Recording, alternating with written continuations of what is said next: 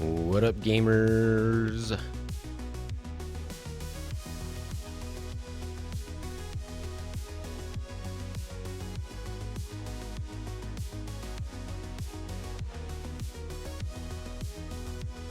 Happy Monday. Let's get to work.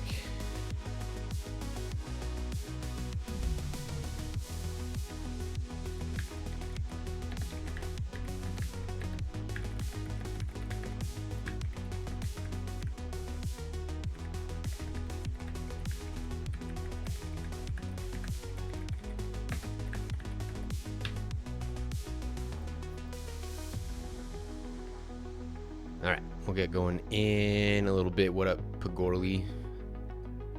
Thanks for hanging out. Thanks for always having my Twitch window open. And allowing yourself to be jump scared by my raspy ass voice at 10 o'clock in the morning. I'll be right back.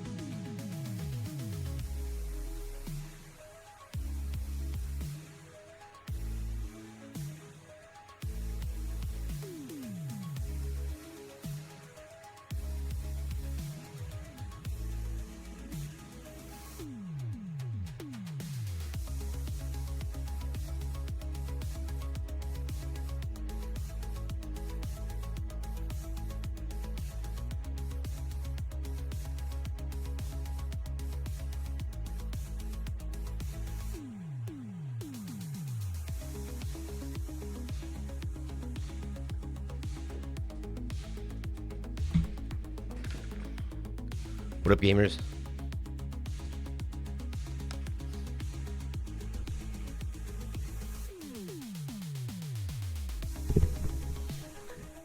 Always starting shit, huh?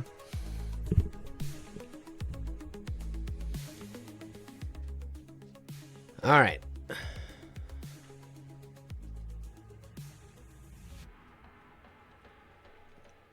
Let's, You were hacked? Oh, shit. Dude, is this camera, like, blurry?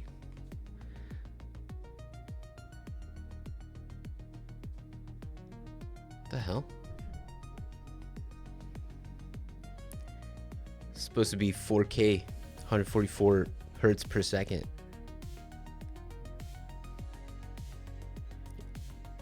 14,000 IP.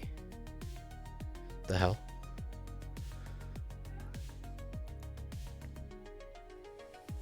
Oh, is it focusing on the wheel?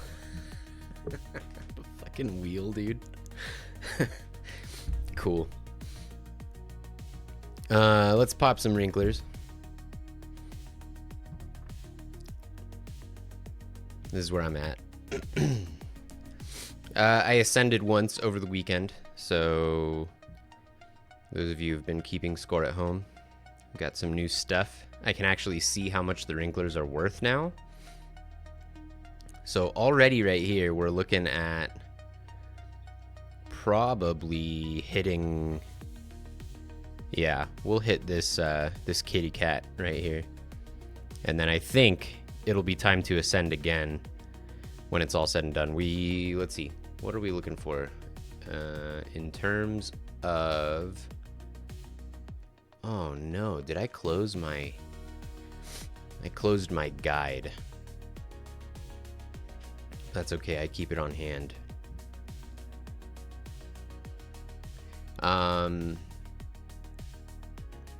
We're looking for 210 million heavenly chips. We've got 11. Wait. What the hell?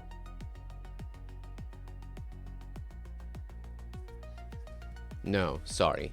That's wrong. What? Hey, what is this number right here? 11 billion? Holy shit.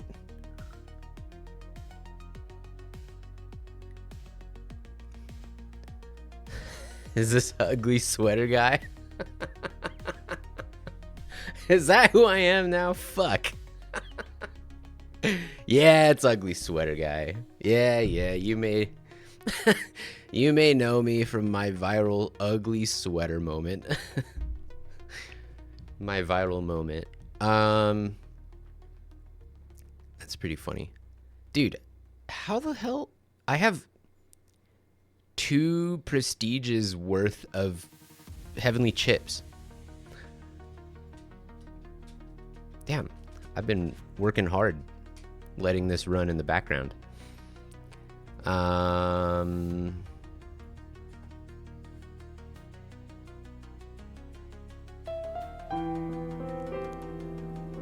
right. I'll allow it. Damn it. Damn it. Ah, damn it.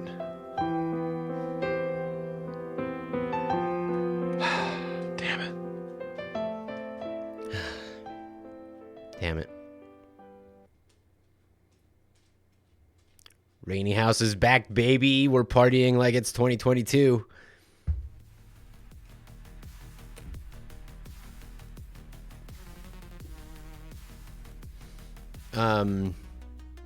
What up, Kill? What up, everybody?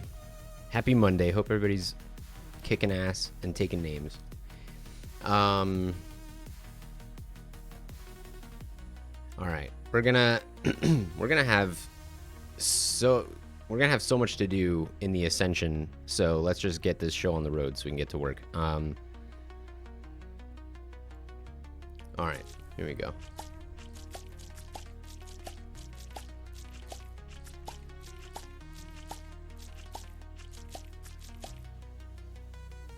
Did I vastly miscalculate this? Of course I did, you idiot. Shit. Of course I did. Yeah, we still have a shitload of heavenly chips. Yeah, Cookie Clicker has changed. For sure. So that was you, Socks? You said you got hacked. I'm on to you, buddy. There's something fishy going on over there. Yeah, cookie clicker has changed quite a bit.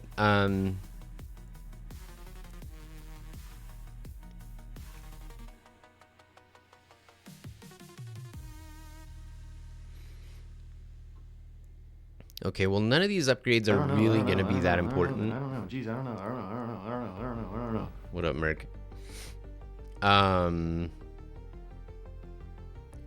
So I think, what do you guys think? Probably better to grab all these. No, we're not going to be able to grab all of them. But they're all 5%ers anyway. All right, we're just going to grab all these. Boom. We're going to grab as much of these as we can. We're fishing for multiples of 50 here, so that we can unlock achievements, so that we can get milk, so that our kitties do more damage per second. All right, that's probably plenty. We've got 22 billion heavenly chips here, so we got plenty of work to do on the ascension. I was hacked when someone said I was hacked. I definitely didn't say that. Oh shit, I didn't even consider that. That's nutty. That's nutty. Okay, where did I leave off?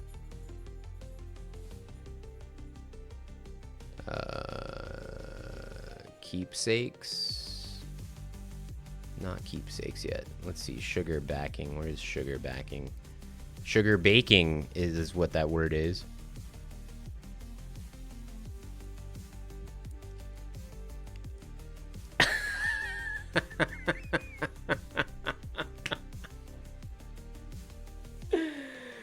Oh, this Twitch bug is so funny, dude. There is no better person in the LDG community for this to happen to than Kill DG, dude. Dude. All right, motherfucker. You've been around for a while. I'll give you VIP. I don't even know how to do that. How do I give him VIP? Wait, but he's a mod already. Wait.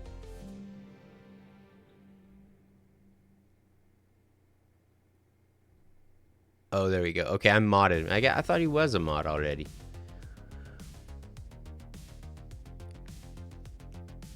Slash VIP. All right, Kill, I modded you.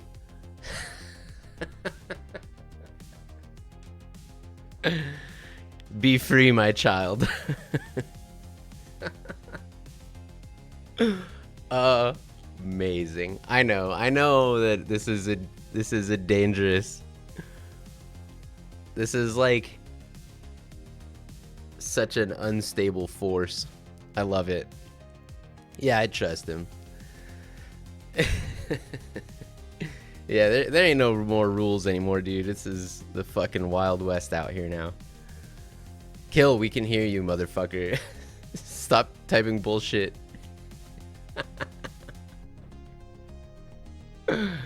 Calm down, homie. I still couldn't see shit. Oh, weird. Maybe refresh? Cock block ass Twitch. Oh my god.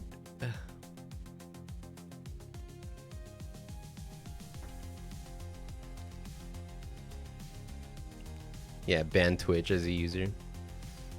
Alright, hold on, let's see. We want... Oh, how many 7s do I have? None. That sucks. This is basically impossible to try to... And so it literally is random. There are some unlocks, some upgrades that don't unlock unless you have 7s in your prestige level when you prestige. So...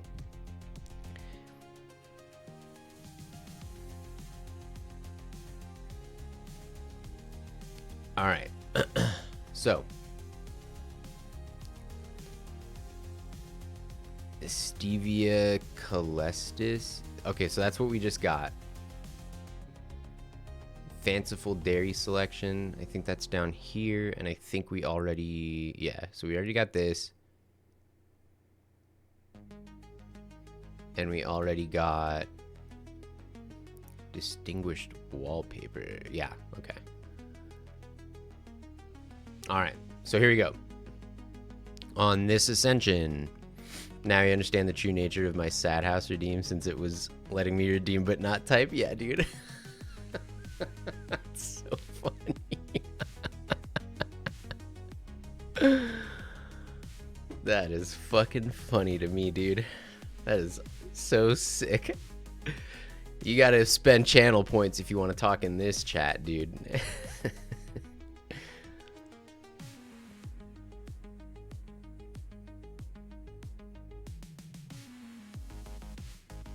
Each unspent sugar lump gives +1 CPS. Okay, I guess that's fine. Up to 100. So the idea is let this grow to 100. Always leave at least 100 sugar lumps in the bank. I don't even have that many because I haven't been playing that long yet. You get 1 sugar lump per day. Okay, so this is value for sure.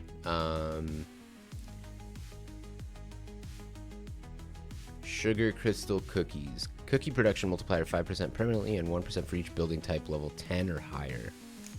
Okay. Cute. Upgrade 4. And we're gonna put our biggest kitty cat.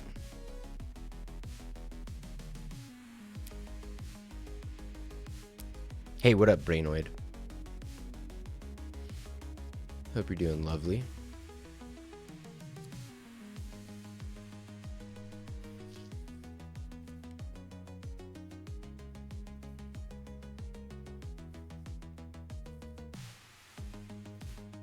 Man, I thought of a great way to fuck with straight people. I just thought of a great way to fuck with straight people. Tell them happy Pride Month.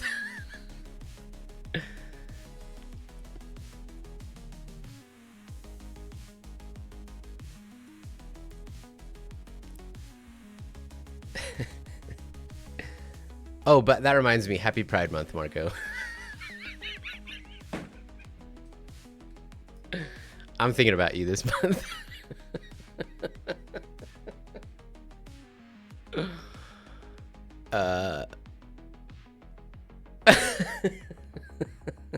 Thanks so much. Oh my gosh, thank you so much. Has almost 1,100 mods. Anybody who chats gets modded. That's so they just have it set up that if you jump in and chat, you get modded. That's pretty cool.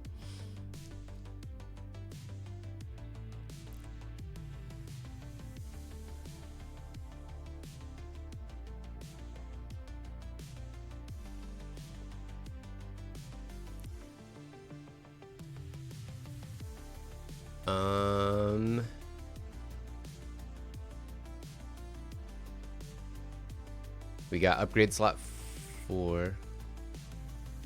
Purchase aura gloves if your cursor level is any more than 0.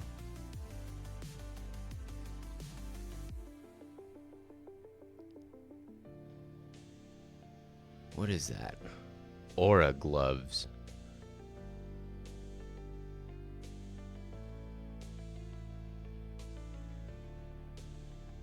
What the hell is that? Whoa, Shimmering Veil is a cool... Reminds me of the shimmer from Annihilation.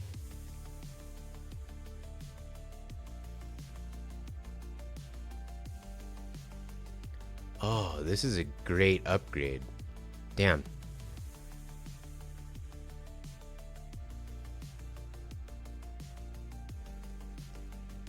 Alright, I guess I don't have this aura gloves unlocked. Oh, I guess... Oh, maybe it's this? Oh, it's this. Cursor levels. Boost click. Cursor levels? What is cursor level? Alright.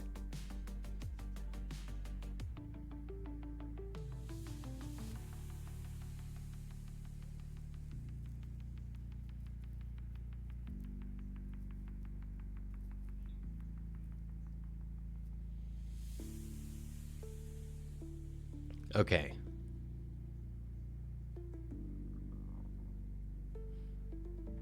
All right, here we go for the next part. Unshackled grandmas.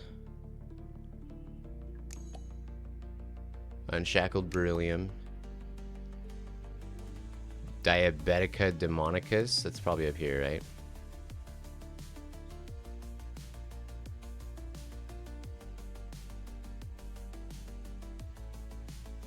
Where is that?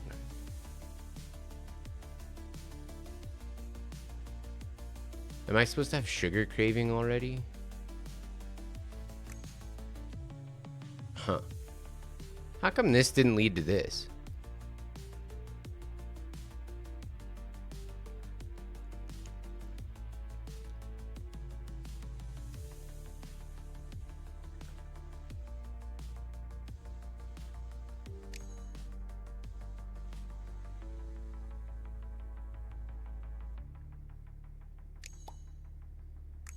Oh, they had it backwards on the list. Chimera.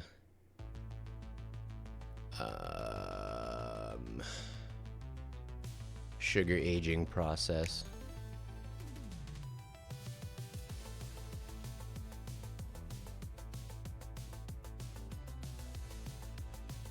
This is a fast fucking song. Kind of early for a fast fucking song like this.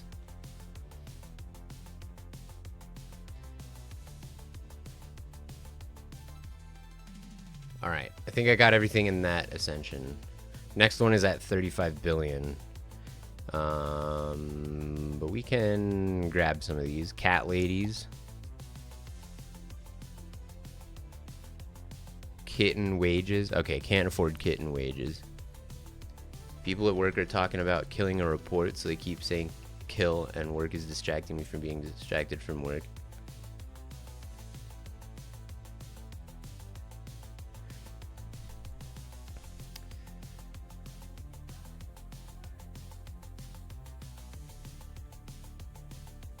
Yeah, fuck that report.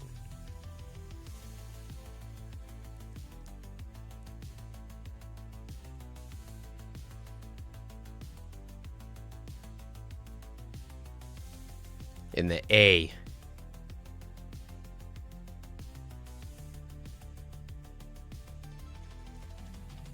Bifurcated sugar lumps appear 5% more often and are 5% more likely to drop 2 lumps. Yeah, might as well get that.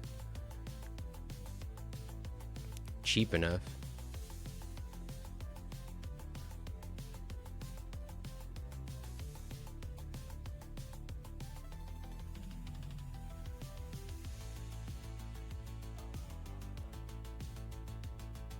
Uh-oh.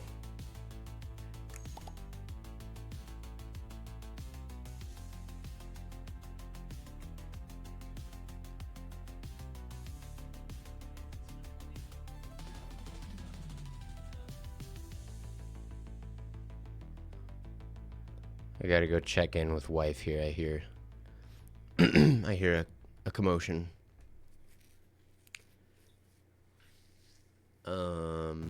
Alright, let's get going.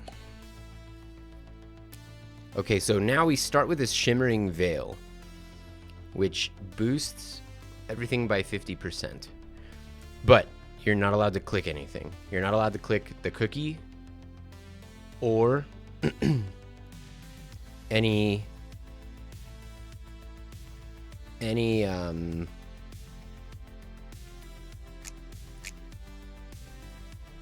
other stuff. I forgot to set my fucking cats.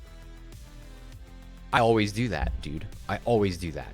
What a waste of a run. Because I don't know how to play a fucking video game.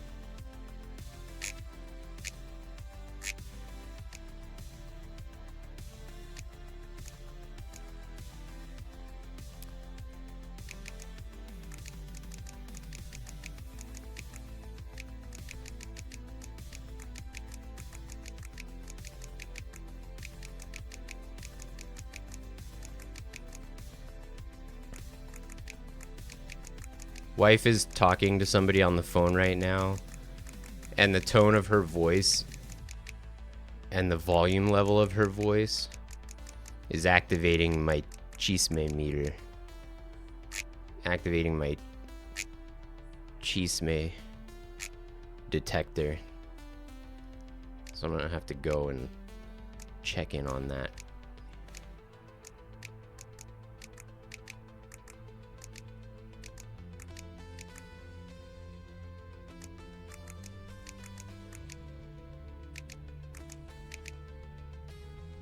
I think I know who she's talking to. This is definitely not Pagorly masquerading as a streamer with a 90% mod to follower ratio.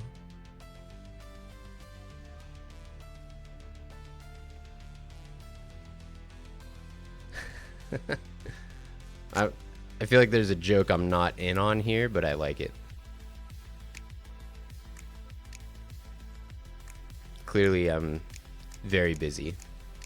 Too busy to be bothered with Twitch lore and Twitch chisme.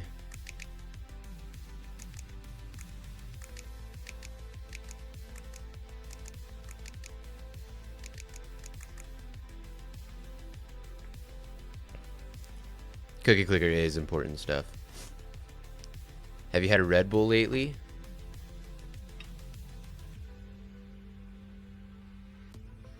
This is my second one today. It's not open yet, but yes. Cheers, Chathu. Happy Pride Month. Oh, I'm gonna get in trouble. But it's too fun. You gotta admit, it's funny, right?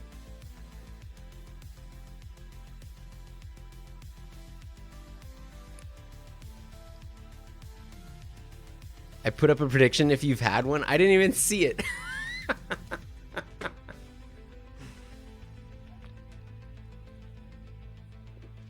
Does everybody win channel points for that? Or how does that work?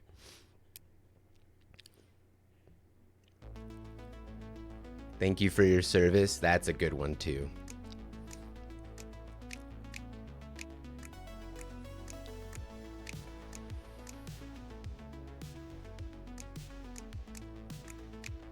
That is a good one.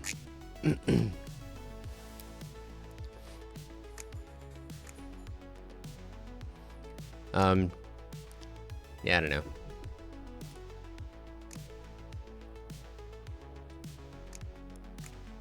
I don't have any... I don't know. I should stay the fuck out of Pride Month discourse.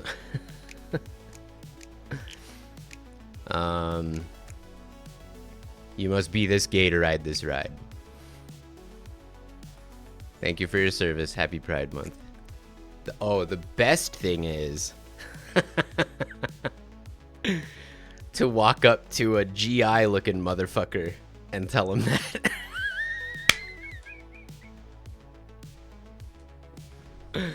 That's the play. That's how to get the ultimate value out of thank you for your service.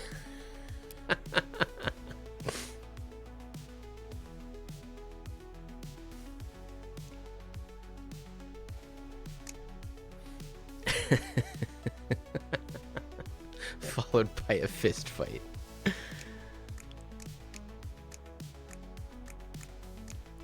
Yeah, I'm like way too straight to have any valid opinions on Pride Month. I mean, I have them, but you know, I'll let people who have skin in the game handle that one. Or maybe it's better for me to share my opinion. I don't know. Like, is this where allyship is valuable?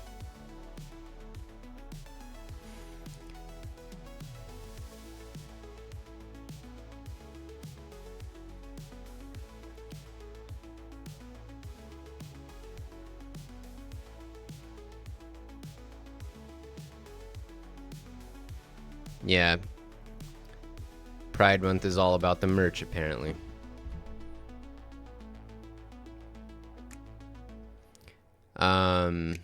Yeah, I don't know.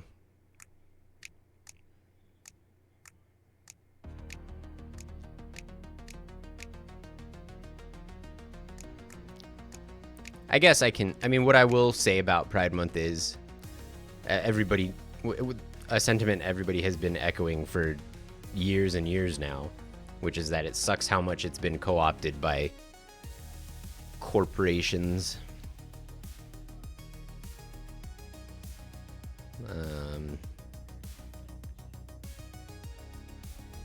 You know, Target probably has a rainbow Target logo for their profile picture right now. Shit like that.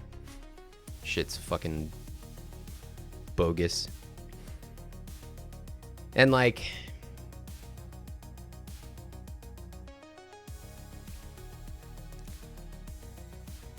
I feel like there is no real movement for, I mean, any group of people, yeah, pink washing, yeah, like any group of people that's been oppressed,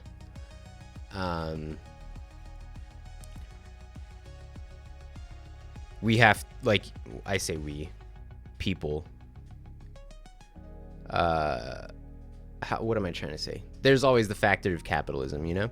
Like, you can't be an ally and also be, like, so blind to capitalism that you fucking get hype over the fact that Target changed their Target logo to a rainbow, you know? Like, dude, fucking think a little bit with your brain. I don't know. Shit sucks. But again, I don't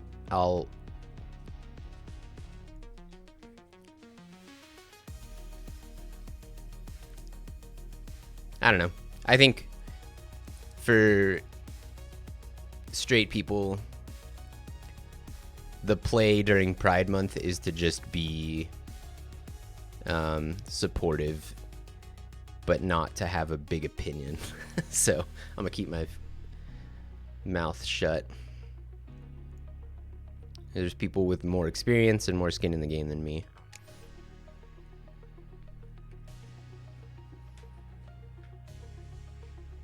But I'll never pass up an opportunity to let my communist self shine.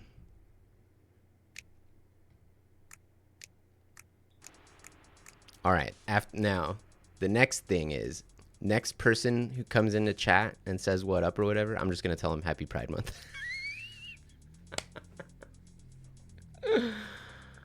I'm kidding.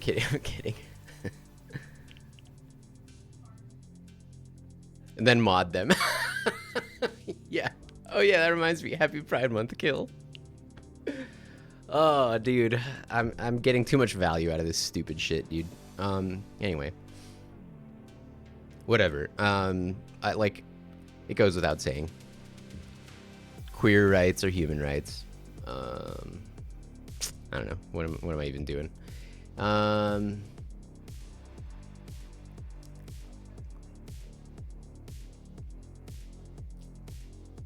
Yeah.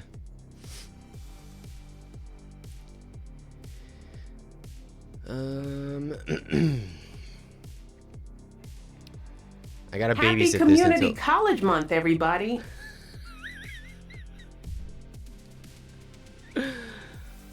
That one will always get me, but it's especially funny right now.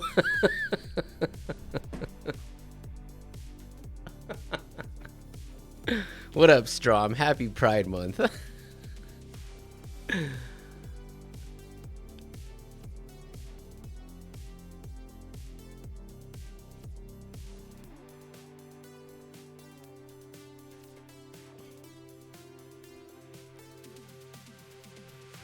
Yeah, good times, good times.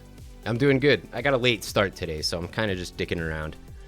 I gotta babysit this until we get Wrinklers spawning, and then I'll get back to work. In the meantime, we're just talking about liberation.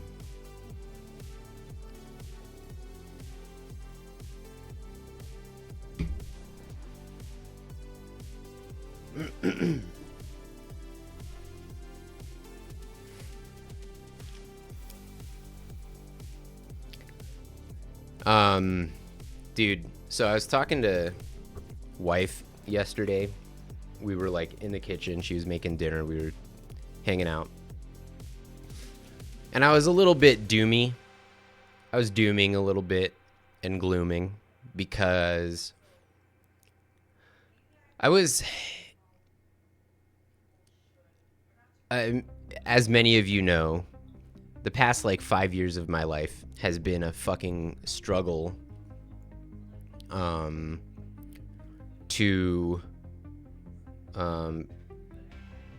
claim validation that Pulsar Crash is a fighting game, and to get people on board with that idea, and to get invited to the picnic, to the barbecue of fighting games.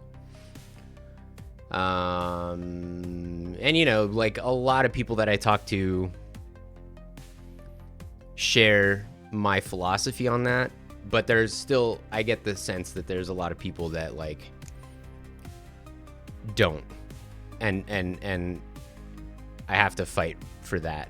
And the thing is, like, okay, they're on a very, the thing is, ultimately, who gives a fuck, right?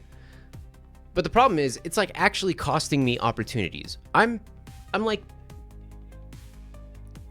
there's a high probability. I'm not even gonna say that I'm like totally sure, but there's a high probability that like we didn't get invited to Evo to be part of the indie dev gallery because the game wasn't fighting game enough, which is bullshit because there was a puzzle fighter clone there, a very good puzzle fighter clone, but still not like a dudes beating each other up fighting game with combos. TM.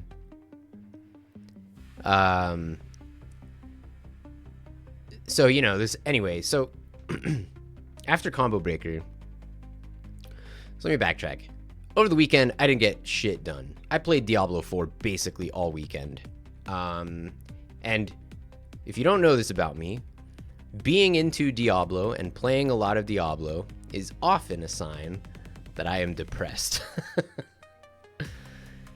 Like lowercase d depressed, but still like, we'll say unmotivated to work on shit that usually I'm very passionate and motivated to work on. So I have to go into this Diablo hole and play Diablo until I get so sick of that gameplay loop that it's like a purge. I'm like purging the demons, exorcising the demons. Anyway, so I played Diablo all weekend, and I was talking to wife about this, and I was like, I think part of it was just post Combo Breaker, sad faces, you know? Combo Breaker gets you so high that like that week after it's just hard to be back to reality. Oops, there goes gravity. So we were talking about this. The other thing that happened is, I'm not gonna say who it was, and they didn't mean to do this, but I was talking to somebody, and we were talking about fighting games and fighting game development. This is a dev who I know personally, from Combo Breaker and from being online. And I said something about a game they had worked on, and they gave me a look that was kind of like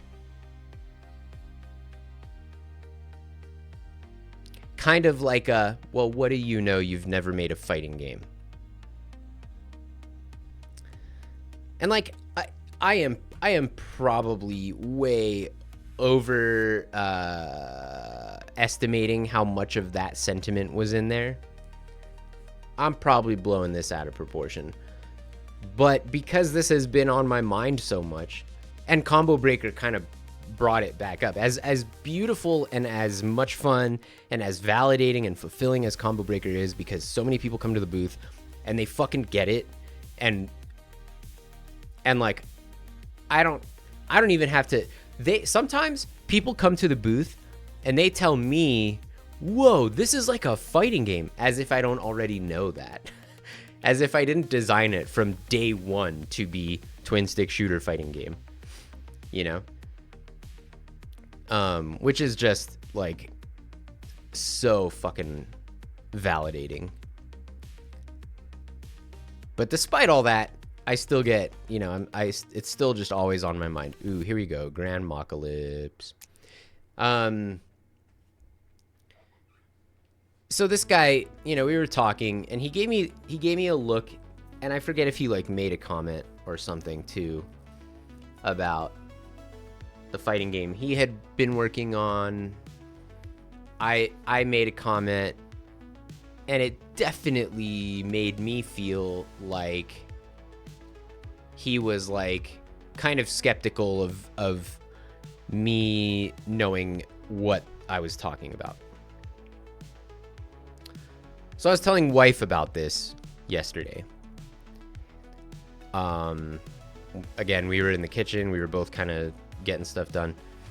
And she like, you know, when you're in a conversation with somebody and you're both doing something, but then like they stop what they're doing and they like look at you. Wife pulled that move on me. And she goes, "You know what you have to do, right?" And I knew where it was going already. I was like, "Yeah." And she was like, "You just have to make a real fighting game." She didn't say real fighting game, but she said, "You just have to make that kind of fighting game." And I was like, "Yeah." So anyway, chat, all of this is to say that I ate the plums in the icebox. And I'm probably going to make a capital F fighting game. The problem is I truly don't know what I have yet in terms of ideas that would add to the genre in any way and do anything that hasn't been done before and do something that's like actually interesting in the genre, you know? I don't think I have anything like that. A Pulsar Crash capital F fighting game? Yeah, maybe. What I was gonna say next though is that like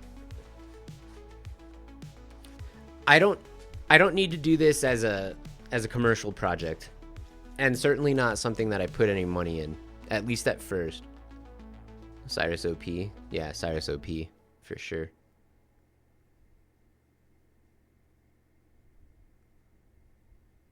I mean, I like the idea because we do have like a variety of characters. And it would be fun to try to incorporate what their supers are in Pulsar Crash, and how that would translate over to like what their move set is. You know, what character archetype are they based on what their super is in Pulsar Crash. Yeah, Griff is just Zangief. Yeah. So yeah,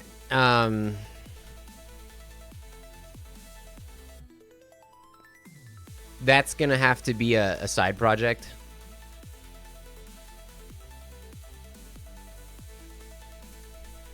Pulsar Punch. Yeah.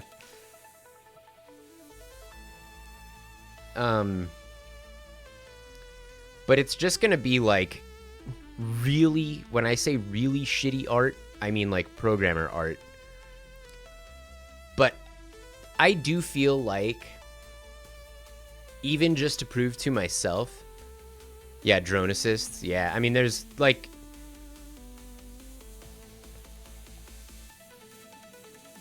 that Mega Man girl in MVC. Tronbon?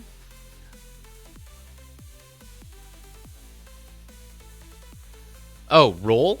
Are you talking about Roll? Does she have drones? Talking about Roll.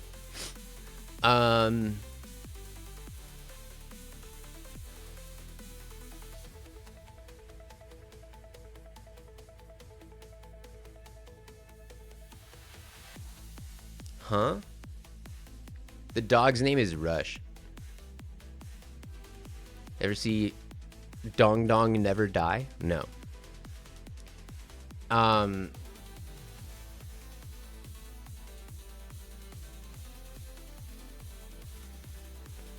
I think there is stuff when it comes to fighting game development that I just can't know because I have never done it. And so I do think that in order to be able to interact with these people on a level like that, I do have to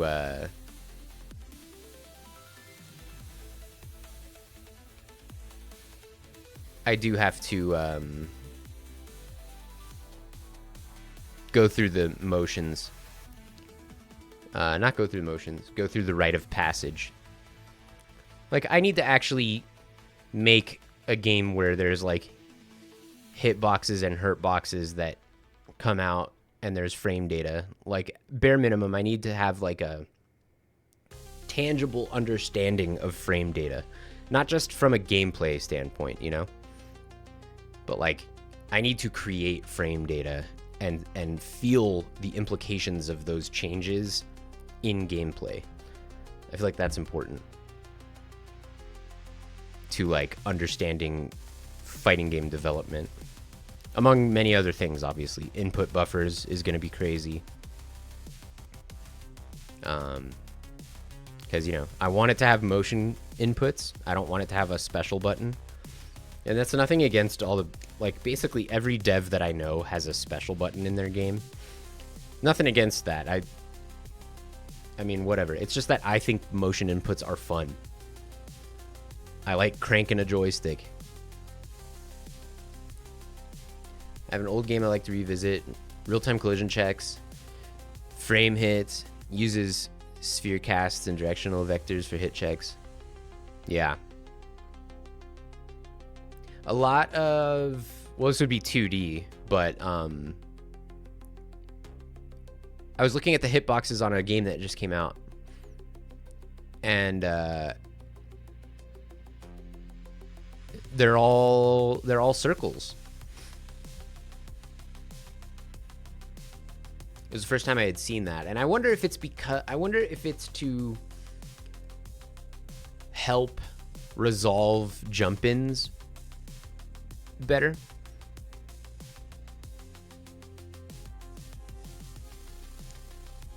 Yeah, Bushido Blade is sick. Bushido Blade is an important component in my 5 pillars of fighting games. Because it doesn't have combos in, like, the traditional sense. But everybody considers Bushido Blade to be a fighting game. Therefore, combos are not an essential component of fighting games in the way that my other 5 pillars are. Have you not heard my 5 pillars of fighting games? All right, I'm gonna go over it quick because I've talked to people a lot about this lately. And yeah, Marco, I do remember that fighting game.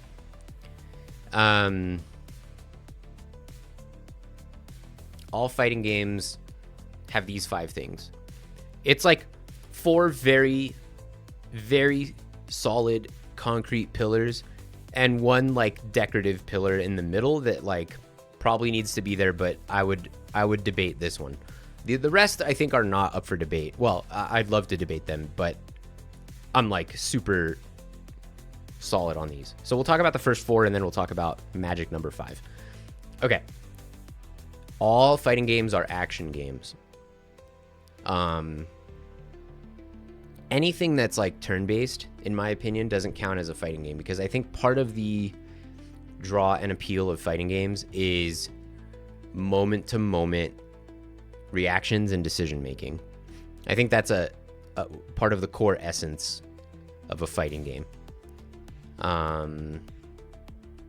So like, there are many games that are as competitive or perhaps even more competitive than fighting games, but I wouldn't call them... No, turns doesn't include rounds.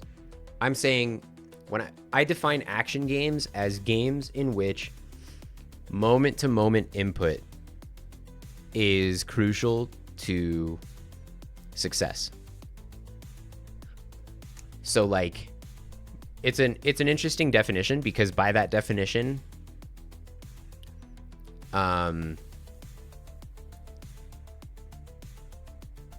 Tetris is an action game, which is also something I've been saying for years. Tetris is not a puzzle game.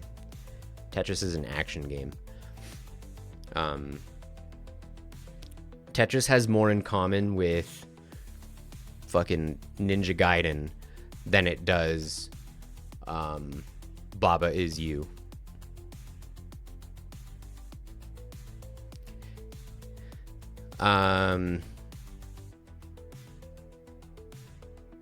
So yeah, so that's pillar number one, is Tetris is a rhythm game. I disagree. It has rhythm to it, but I wouldn't call it a rhythm game.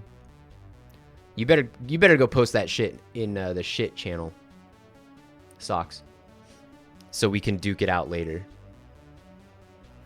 because I don't want to get derailed here. But I'd love to have that conversation with you. Yeah. So, all fighting games are action games first and foremost. Secondly, all fighting games must at least allow for competitive head-to-head play between two players, 1v1. They can have more modes than this, and they can have more content in the game, obviously. They can have a story mode. They can have a team mode. But I think all fighting games, as a requirement, have to have a 1v1 head-to-head mode. Even if that's not the like selling point or the most marketed feature of the game, that is core to the fighting game experience. That is core to what makes a fighting game, in my opinion. All right, have a good lunch.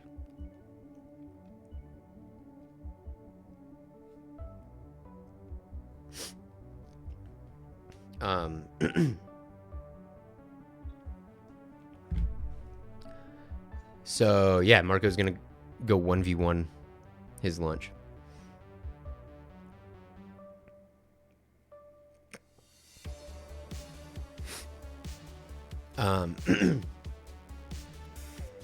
Number 3 is that all fighting games must allow each player to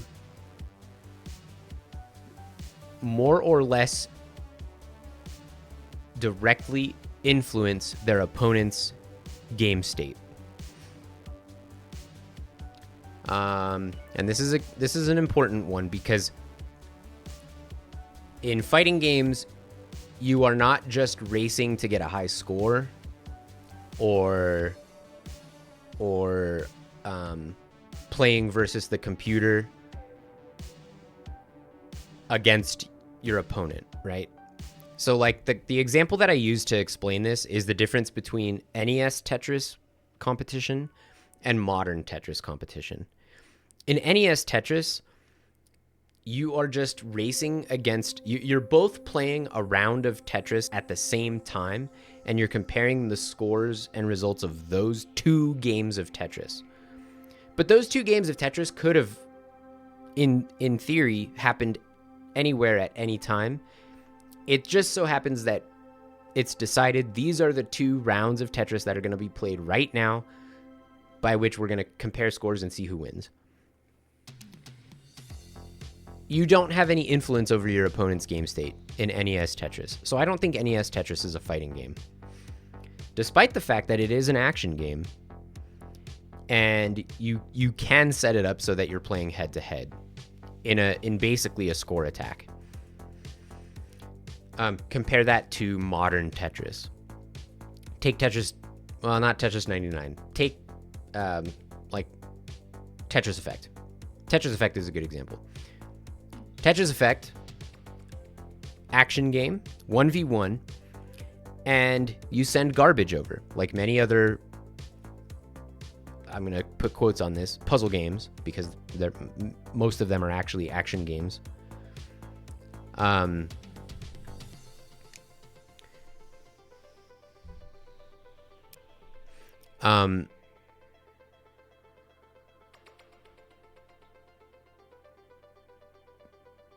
You can send garbage to fuck up your opponent.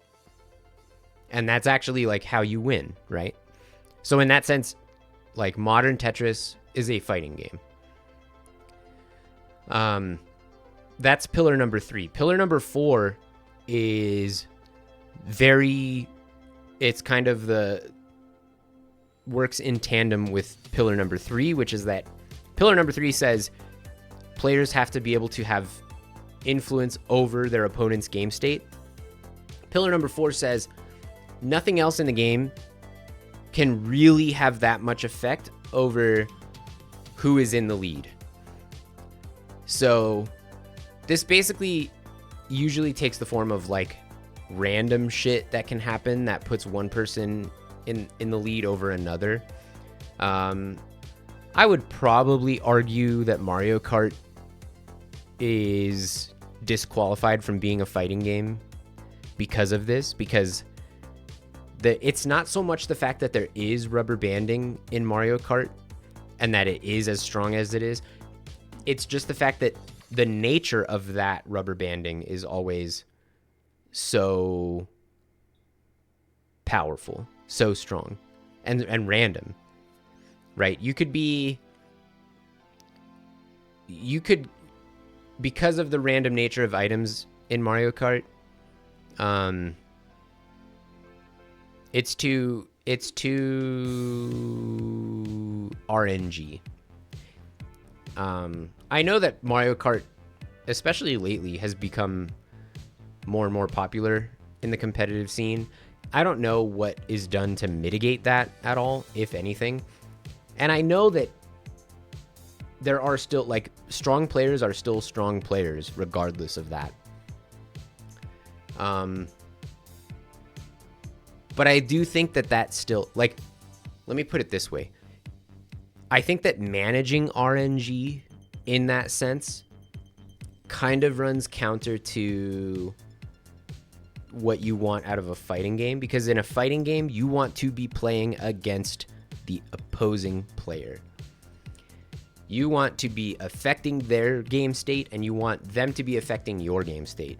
You don't want other shit getting in the way of that, or muddying that, if that makes sense. So it doesn't have as much to do with it being competitive or quote unquote fair as it does the nature of that competition.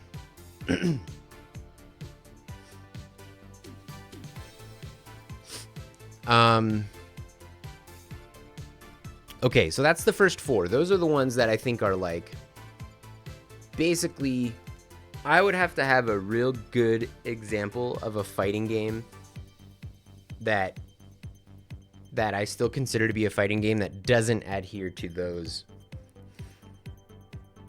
4 pillars.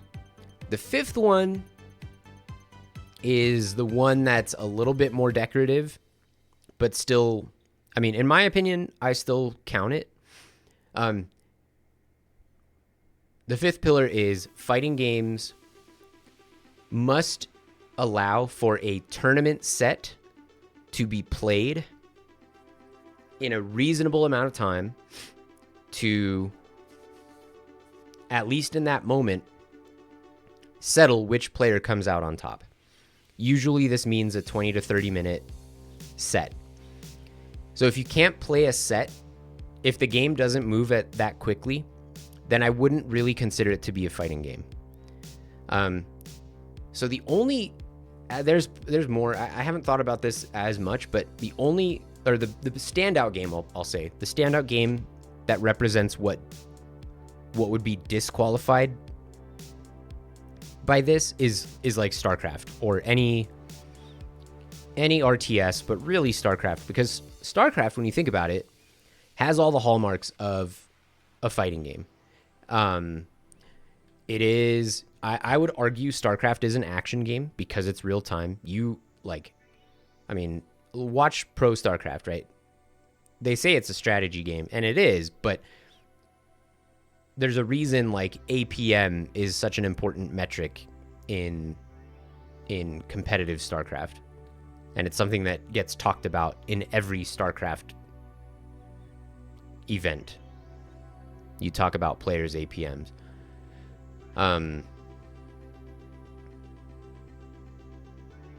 There's basically no random bullshit. You very obviously have influence over your opponent's game state. And it's played 1v1 competitively.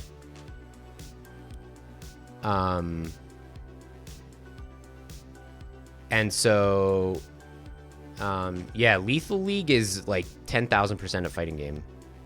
Yeah, that's actually kind of crazy that you would get eye rolls. I imagine the people that would eye roll that are also the people that think Smash isn't a fighting game. And we have a word for those people. They're idiots. They're fucking morons. Like, yeah, Smash is a fighting game. And if you don't think so, you don't fucking understand video games. Sorry. You don't have to like that's the fact. You don't have to like Smash. It's very different from quote-unquote traditional fighting games. But to say that it's not a fighting game, it really is telling on yourself. You don't know what you're talking about. Like, you literally don't understand how video games work. Yeah, Lethal League, same exact boat. Lethal League is one of the games that like was foundational to me, setting me on this path that I'm on right now. Lethal League and Towerfall and can't remember the other one. Oh, Nidhogg. All excellent fighting games. But yeah, the thing about StarCraft, to get back to this point that I was making, StarCraft just takes too long to play. A tournament set in StarCraft takes an hour or more. And that's unfortunate because StarCraft is a really cool game, but I think if you were to try to run a StarCraft bracket at like a fighting game event, you wouldn't really be able to. That's why all the StarCraft events that you see are invitationals. And every fighting game event that you see is open brackets.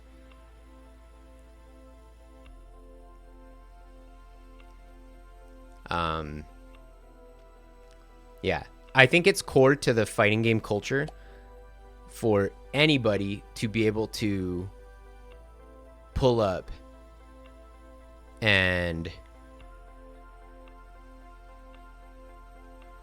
put their quarter up and get in on the fight.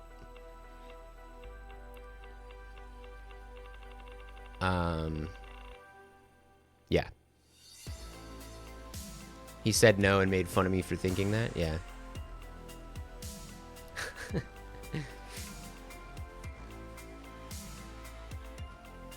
Yeah, dude, like under this system, there are so many games that I would consider to be fighting games that you just can't argue that they aren't. And if you try to, it's not that you don't think they're fighting games truly. It's just that what you think is a fighting game is wrong.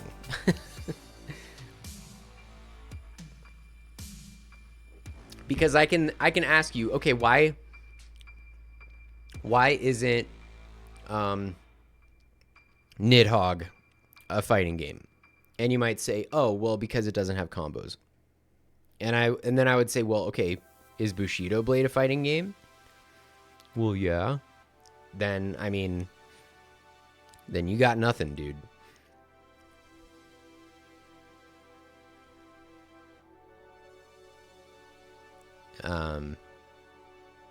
Like if your definition, the other thing is like if your definition is focused on the theme, like if your whole thing is like, oh well, it's got to be people fighting. Okay, then are the like hundreds of mech and robot based fighting games not fighting games? Because those aren't people. You know? You can play as a car in, what is it? What is that game called? It's on Saturn. You can play as the Daytona car. Daytona is a fun way to pronounce Daytona, which is how I'm going to say Daytona from now on. Daytona. Anyway, that's my fighting game rant. Thanks for distracting me from my very important work. Okay, we do need to get to work. The thing we're gonna do today is we gotta make a plan.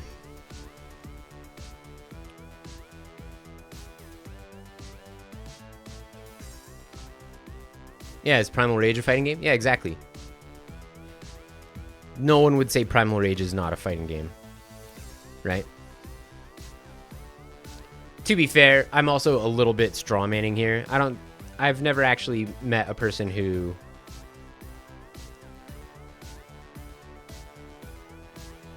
like made that argument and was that like gung-ho about it, you know?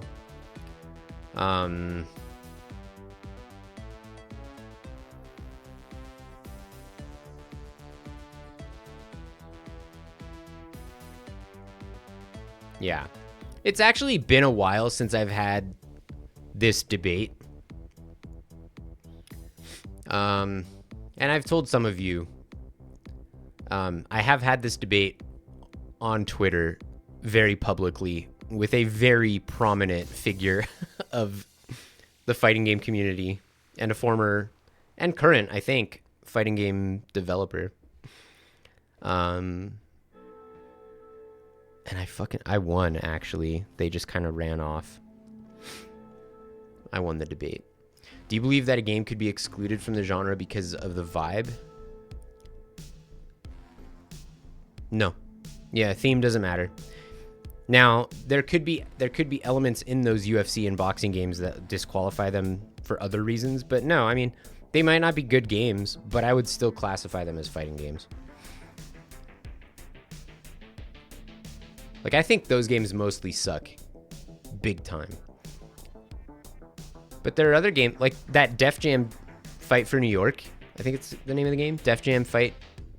I think it's called Def Jam Fight for New York. Has like a very dedicated hardcore scene.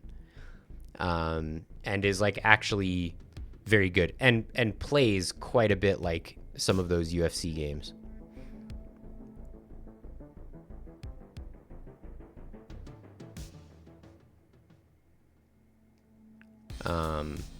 But yeah, like, it doesn't really have to do with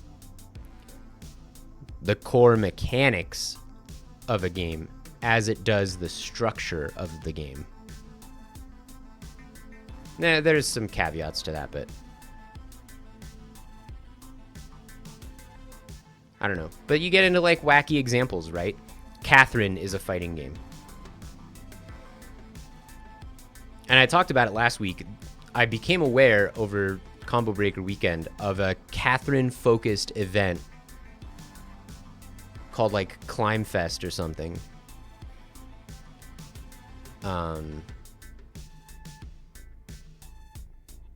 Yeah, competitive Catherine is a crazy scene. Ooh, is Road Rash a fighting game?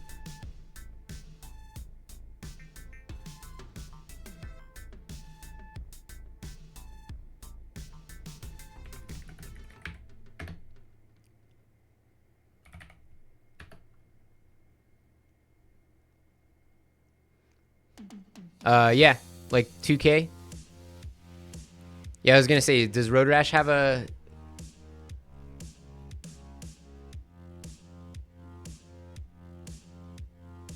The newer one is multiplayer? I mean, then... I would say absolutely it could be considered a fighting game. A very interesting fighting game, to be honest.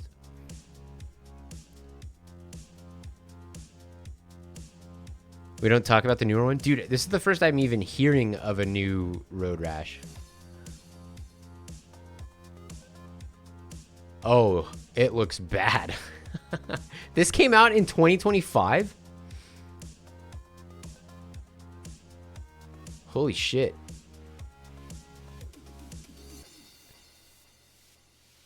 Yeah, I think sports games could be fighting games.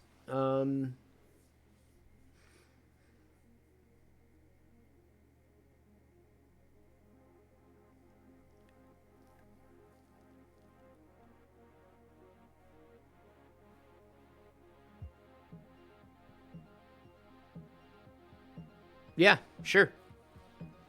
Definitely. I mean, and my evidence for this also, like, in mystery tournaments, old sports arcade games get picked all the time. And I know that's a little bit different than, like, 2K is going for at least a little bit more realism. Because 2K is trying very hard to capture the biggest audience. So it can't be too arcadey, because then idiots will think that it's for kids. Yeah, Twisted Metal is a fighting game for sure. Absolutely.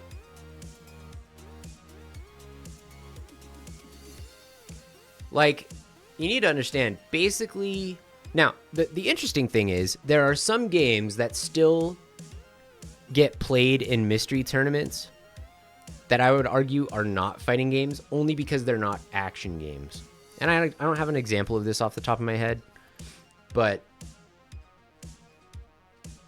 yeah, to get back to Twisted Metal, it reminded me, I walked into the mystery. So at Combo Breaker, the indie gallery is right outside the big room, the conference room where they have,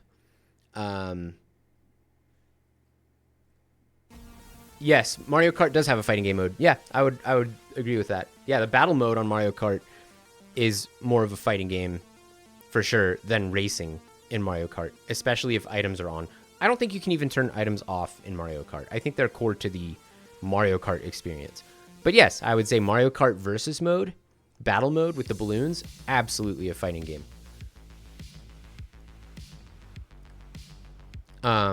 Oh, but I was going to say that the indie gallery is always right outside, or the past 2 years, it's been right outside where they host mystery.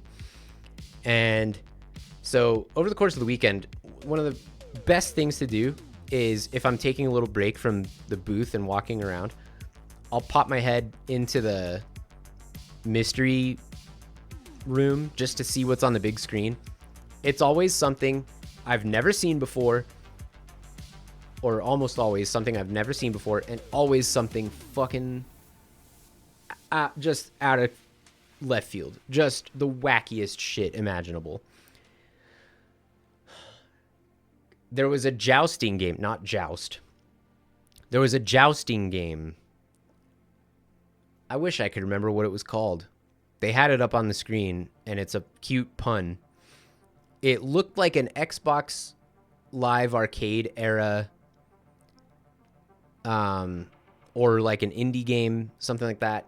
And it was like top down, and it's 2 players jousting, and with like a little bit of like physics and momentum. Fucking cool, man. Yeah. Yes, Twisted Metal fighting game. Mario Kart battle mode fighting game. Absolutely. And that's what I mean. The net is much wider than you would expect. But it's not because I'm being loose with this definition. It's because the definition includes more than what a lot of fighting game heads want to admit are fighting games. Because they're... That's the other thing about like any, and it's not just fighting game people, but any small community like that is going to be very, very protective of their cool thing. And I can't blame them for that. I'm like that too, for sure. But I feel like they feel threatened by including all these other games under that definition, under that category.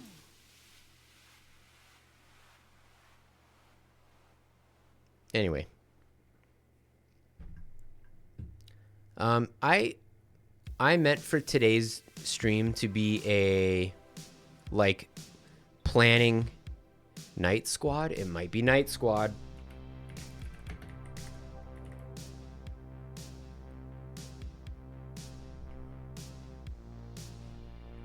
No.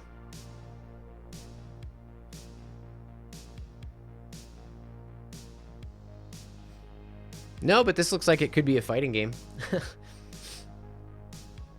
But no, this was 3D. It wasn't pixel art. It was 3D. But like looked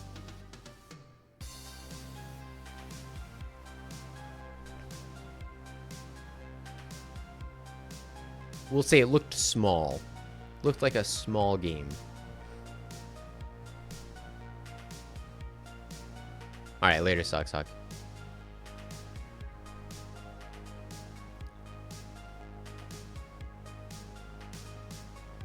There's only one way this stream is gonna go. Happy Pride Month. What? What happened?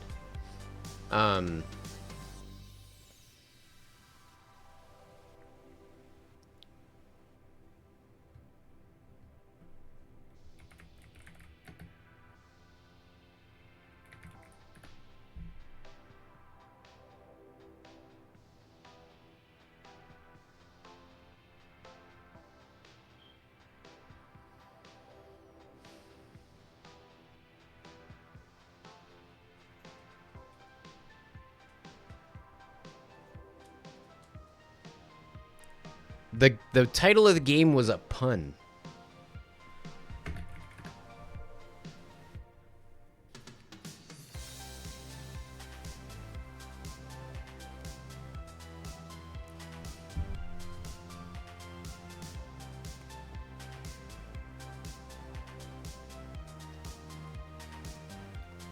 Well, damn it.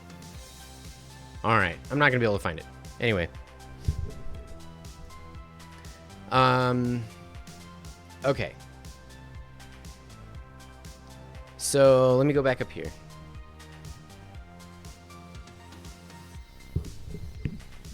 What up?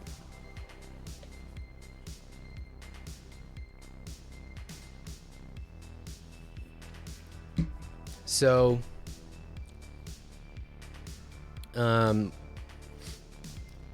I wanted today to be a planning day. But I need to figure out how I'm going to do that. I guess I'll do it in Paint.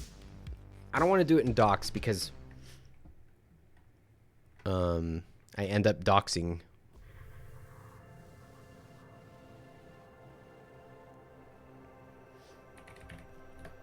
Oh, hey, Marco. Are you there? Did you figure anything out last night? I saw you tinkering around on Pulsar Crash.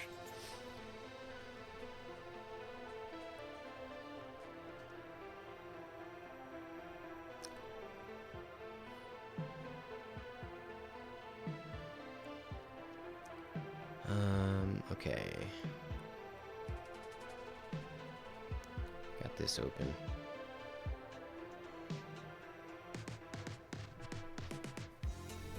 You know what? Maybe I'll just do this in Notepad. Yeah. I'll just do this. I was just seeing if the extension was there. Ah, okay. Cool.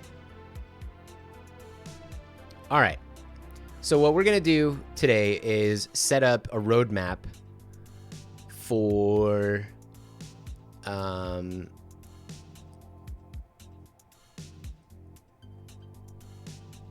the next few months of development.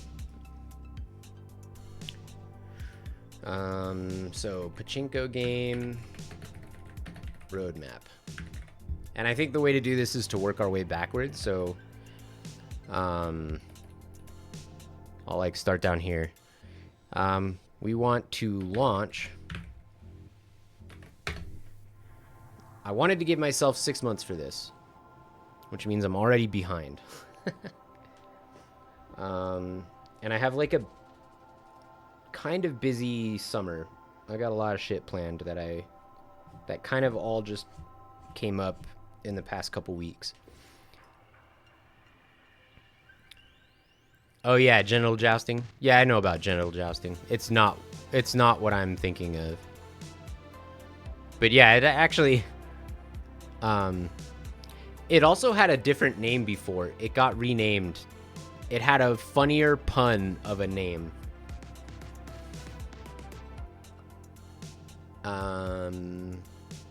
Look into that. I remember a story about that game. They had to change the name, or like they had to change something about it to get Steam to get Valve to let them put it on there, which is weird because maybe it had more to do with a ratings thing. I don't know.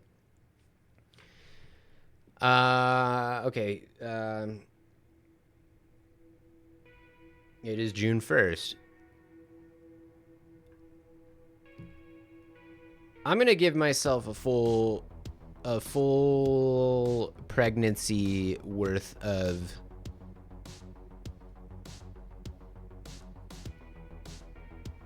It was called Magnetic Assholes? No, it wasn't. Really?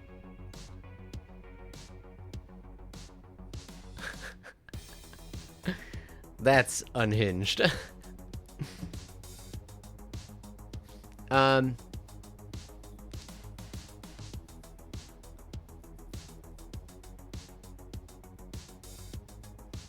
Okay.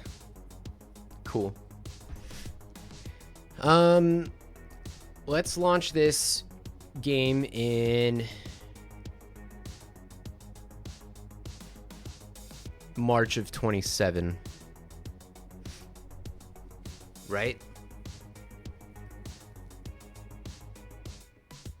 Does that make sense?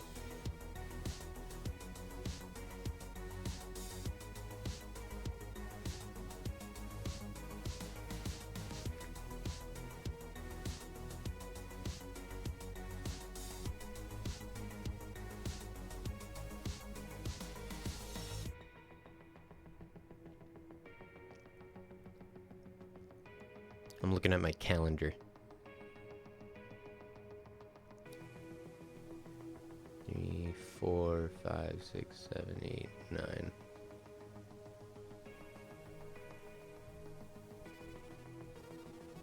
Or no, February. So 1, 2, 3, 4, 5, 6, 7, 8, 9. No, March. All right. Is that how I really want to spend the next 9 months?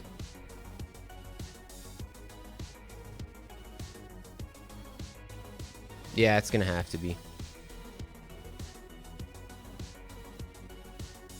Yeah. Okay. So we're launching. Yeah, we can do it in 8. Maybe it makes more sense. Yeah, we'll launch in March. March of 27.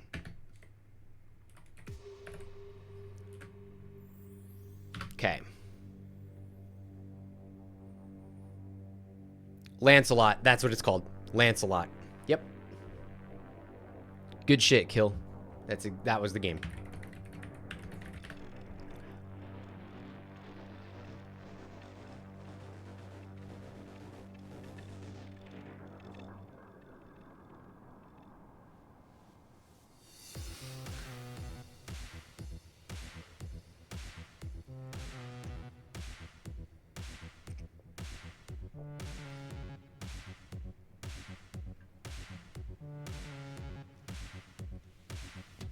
Yep. This is it. I didn't realize that the rockets are like default, like that everybody's on a rocket. But yeah, that's why it's so physicsy. Okay, I get it. Yeah, cool game. I still distract 90% of the time, but that other 10% sometimes helpful. Yeah, thanks for being so helpful. Yep, that was the game, Lancelot. Yeah, I mean, this is a fighting game, right? They played this at Mystery.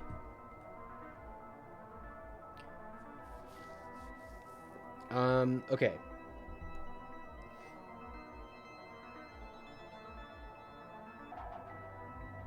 So we're gonna launch in March.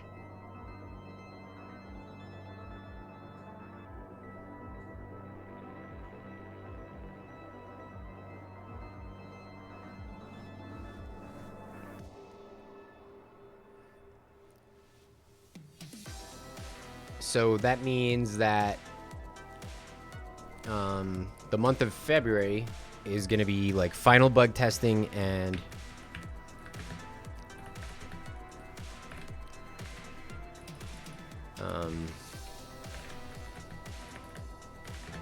final bug testing plus marketing push.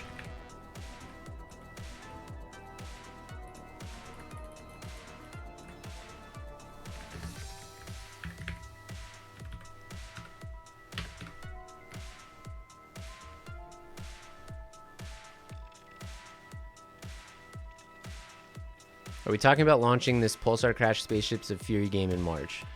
No. Are you talking about the fighting game I'm gonna make? That's, first of all, that's many things to know about that. First of all, it's not gonna be Pulsar Crash. It could potentially become Pulsar Crash. But that's not, like, I'm not even gonna worry about theme that much for that game. It's gonna be when you look at the game that I'm gonna make, it's gonna mostly just be hitboxes on a screen with shitty character animations underneath. It's not that intense. If it then moves on from that to something more interesting, then I'll allow it. But that's not the point of that game. The point of that game is for me to prove to myself that I know what I'm talking about when it comes to fighting games. Fighting game development specifically.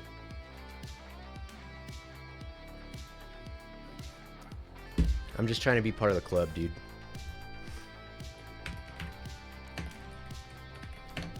In January of 2027.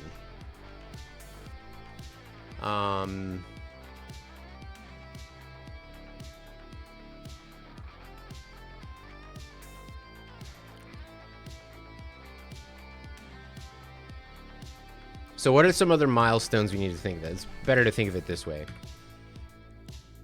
I'm just going to put for each month, and then we can figure out what we have to do for each month. July, August. I know the months of the year. Septiembre.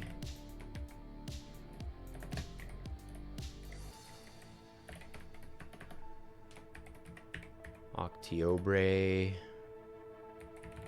I like fucked myself up typing. Also, I can just do this.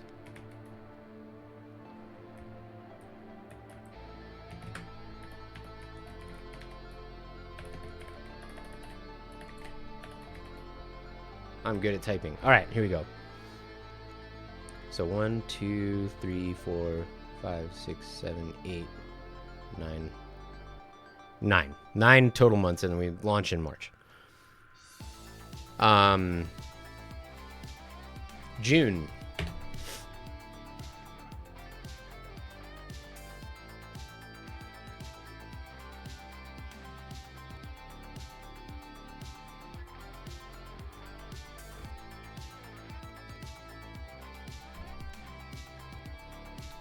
No. Okay, stay focused. Stay on target.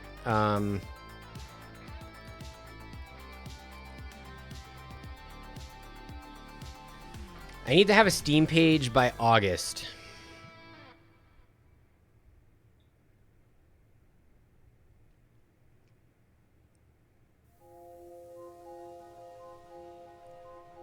Or maybe by September. Steam page. Up. Oh, you know what? When is Next Fest?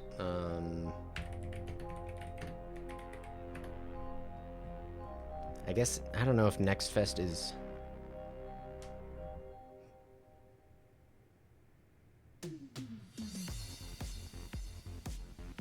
Hey, what up, boats? What up, wormies?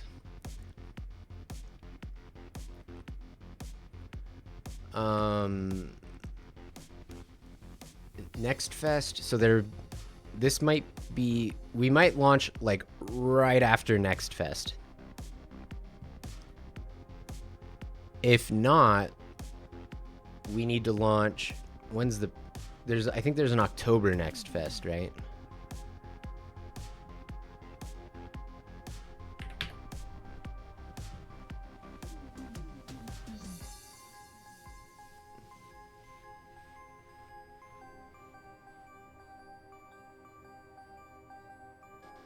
October 19th. Can we have a demo up by October? No, and I don't think it makes sense to. So I think...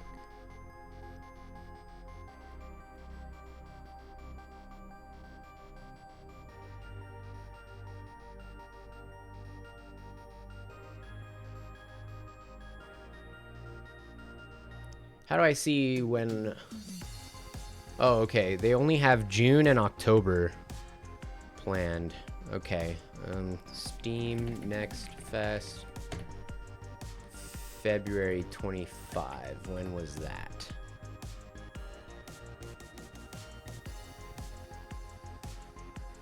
February 24th. Okay. So if we launch in late March, it'll be perfect timing to hit the late February / early March Next Fest.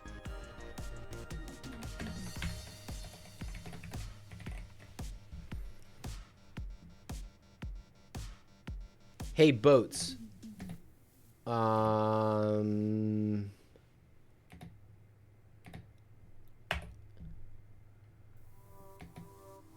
Did you get more info on that thing we were talking about?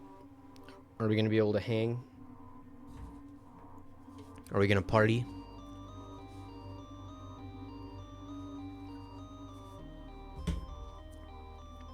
Every time this song comes on, I get trolled into thinking it's Zelda 1 dungeon music.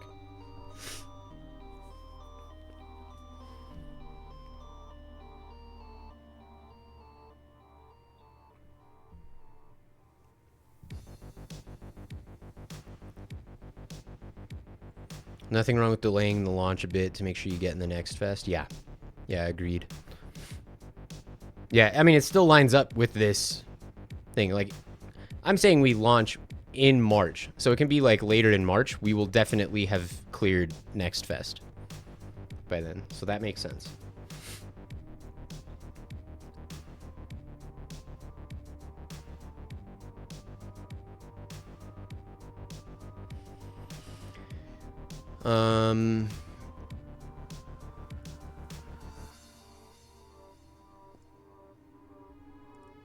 It was saying for multiplayer, got a port forward.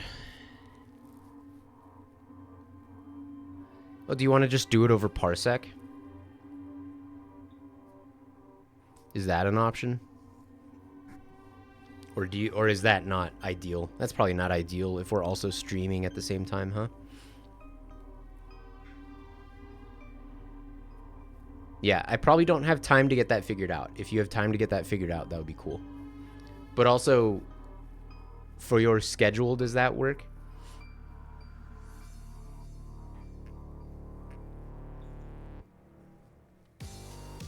Back with lunch and a hot take.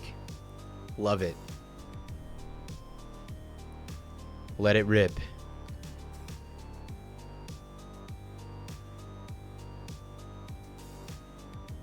Isn't that if it's for local co-op? Is it scheduled good? Okay. All right. I'm going to plan for that then. Are we playing the PC version or the PlayStation version? Because the PlayStation version has local co-op, right? Or no? Does it not?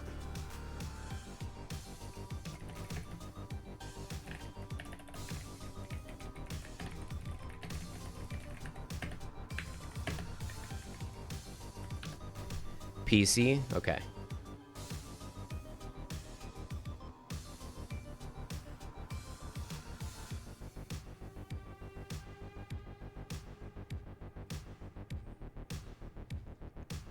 Okay, yeah, if you want to do PC, figure out, if you don't mind, how to get it running. And we can test earlier to make sure it's going to work. We should test earlier to make sure it's going to work.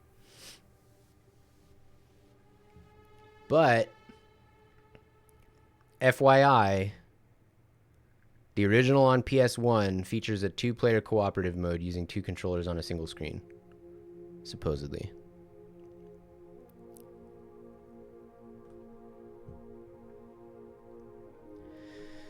Okay, so we're going to have the Steam page up sometime in September.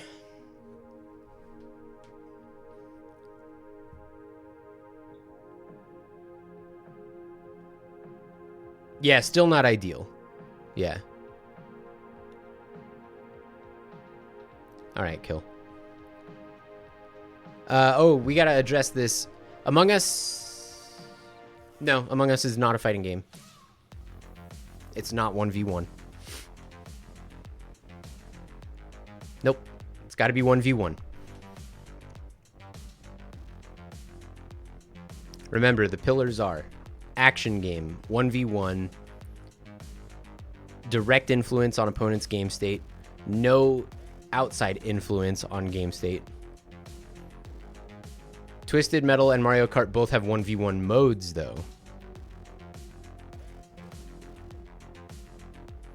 And there is an Among Us fighting game. I hung out with the dev at Combo Breaker.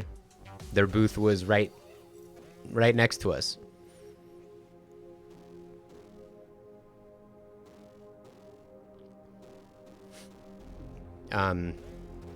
He was promoting his new game, Blue Blood Arena. Which he said basically uses almost everything that he had in the Among Us fighting game. But he couldn't release that, obviously, for commercially because it was a fan game.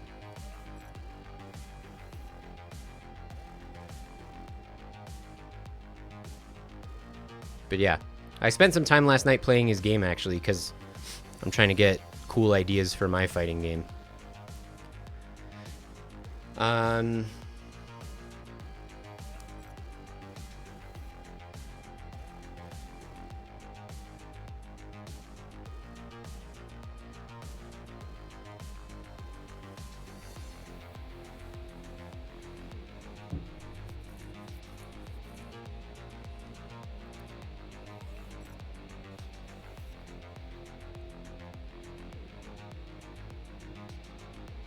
Yeah.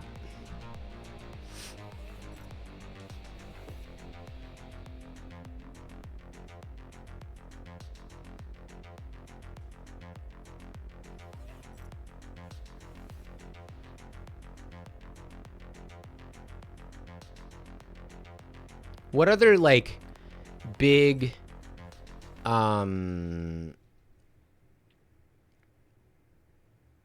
milestones are there? What big milestones should you consider when planning the development cycle of a video game?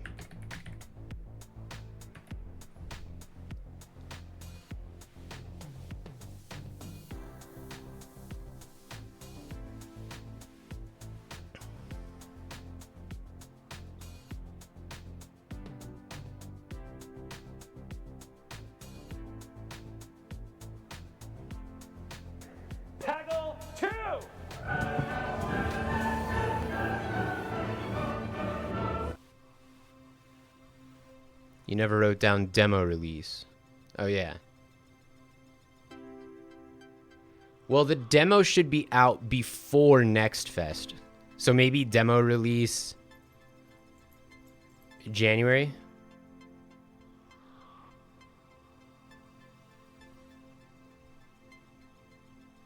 Pay Jeff to be the final announcement of the Game Awards.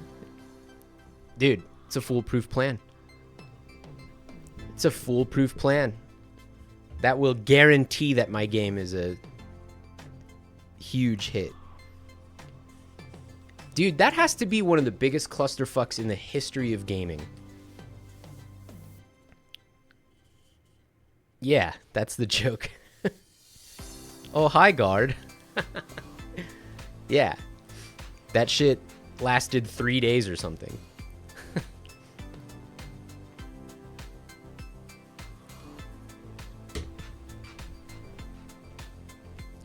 Yeah, more like bye, guard. Am I right, boys?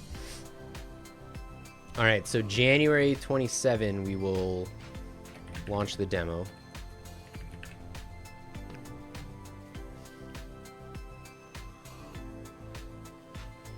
I'm going to move the Steam page down because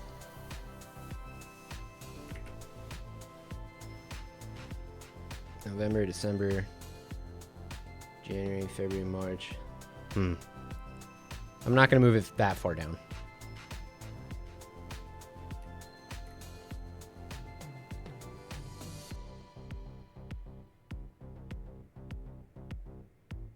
Where did I have it before? Damn, I think it has to stay there. Okay. So by August, we need to have key art and how would you put this? Like relevant store page assets complete, which means wife has to do a lot of art in July and August.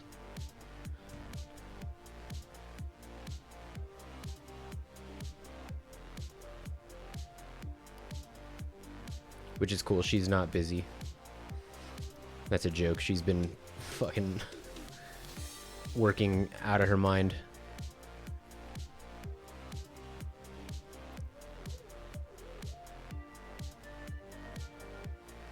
If you have the Steam page going up in September, I can have the iRacing paint scheme made then too with a giant wish list now. All right, consider it done. That'll be sick. That's gonna be so rad, dude. Cool.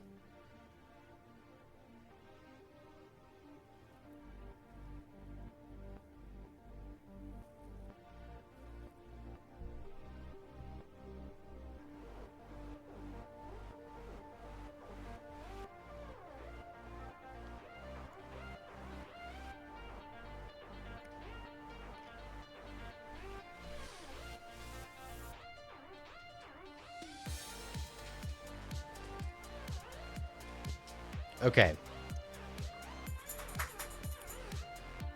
So in order to have the key art,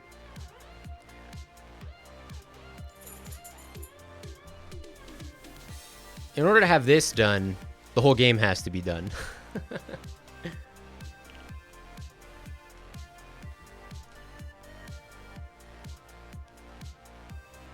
So I can say how good the Little Doctor Games Untitled Pachinko game Honda was that day? Yeah. The Little Doctor Games Untitled Pachinko game Honda is a sick combination of words. Billy, why you whining? You okay? Can you guys see her? Alright. Ellie, come here. You want to say hi to everybody? Come here. Come on. Give me a good big hug. No? Okay, bye. She went away. My immersion.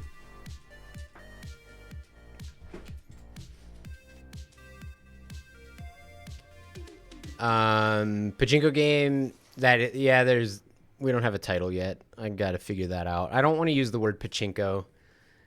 And Plinko, I'm sure, is copyrighted or trademarked or whatever by Price is Right.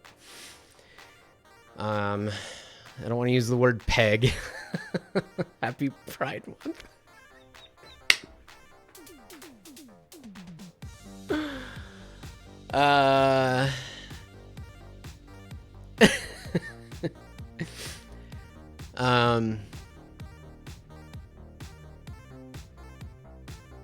There's actually nothing. A peg a day keeps the doctor away. I've been saying that for years.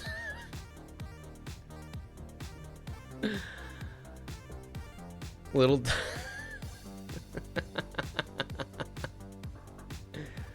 Ball fall? You know, ball fall isn't bad. Balls dropping? Fuck. This is just... It's gonna be so difficult to avoid this just being a lewd pun. Have you been pegged enough? Had enough pegging?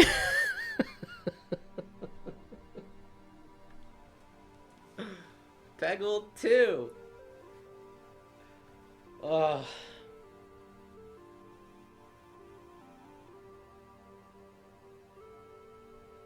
Pegs and holes, man.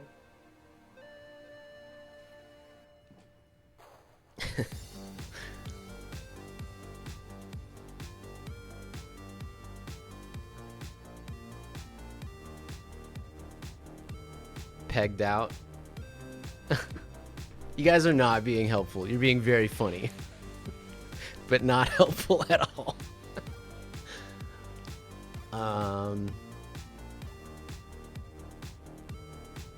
We'll think of a title later.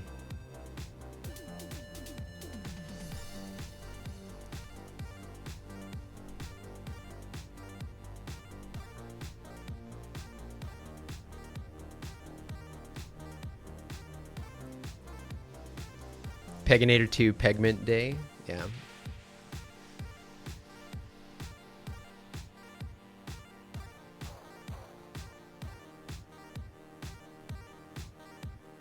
And the trouble is that, like, using the word pin would be good, but then it kind of implies pinball, and it's not pinball, you know? I don't know if that really matters. That's going to be really challenging.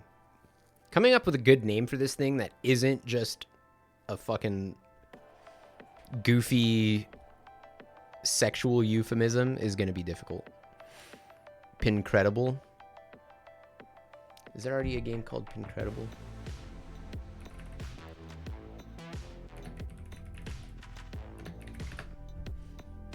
Pincredible is really good.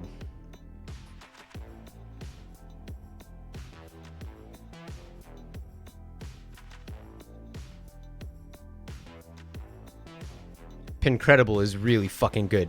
I think you maybe just titled the game, Socks. I ain't paying you shit. You can tell your wife about this pegging experience.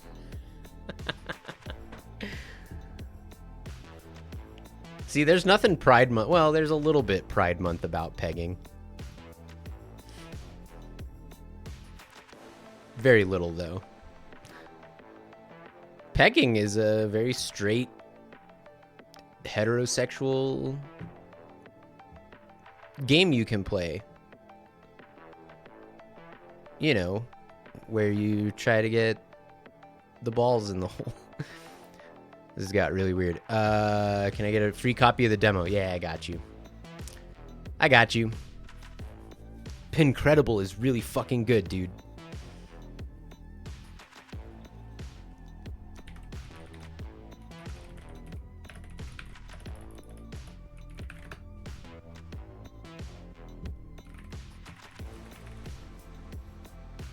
There's Pincremental. Oh, there's Pincrediball, which is kind of better, honestly. Pincrediball.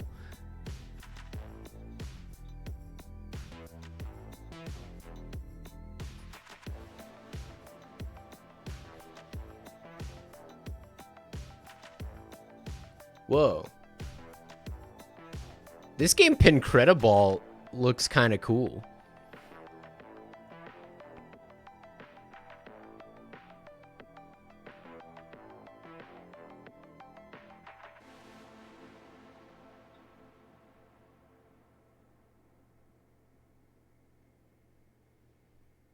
What are we asking AI about? We don't do AI around. I wasn't using AI. Dude, I don't use that fucking Google AI shit. I always scroll past it. And I go to the first Reddit link that I can find.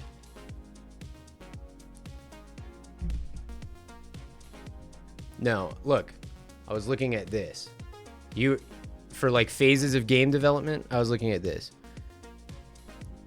Yeah, Reddit. I mean, Reddit is not a good alternative either, but it's better than AI. But yes.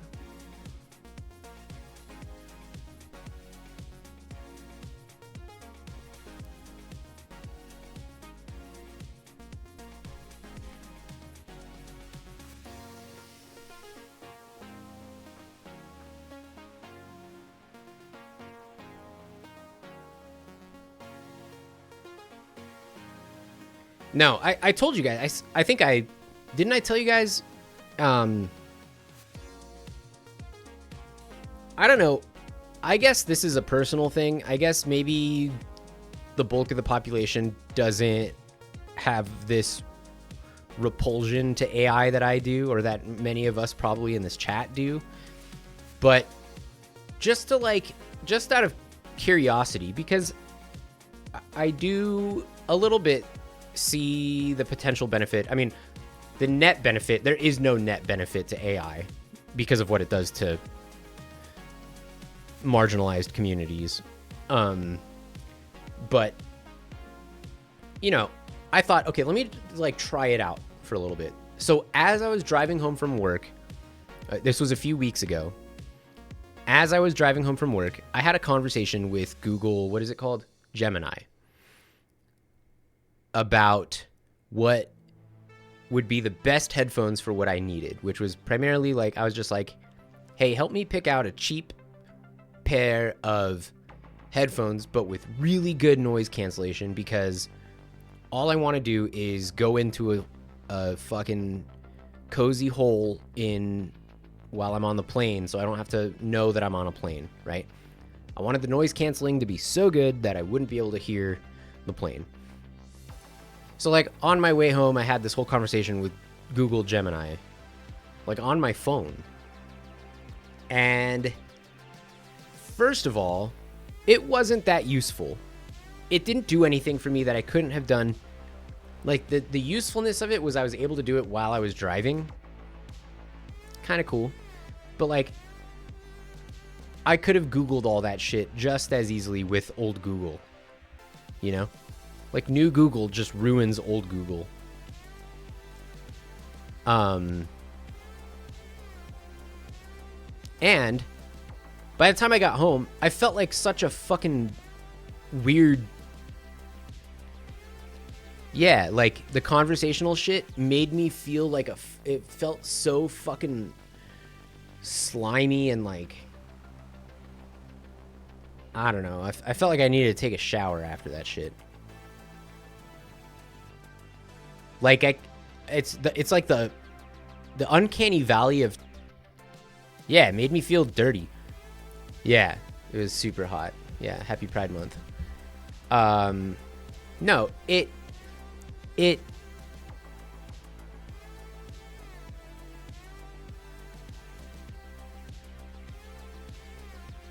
not...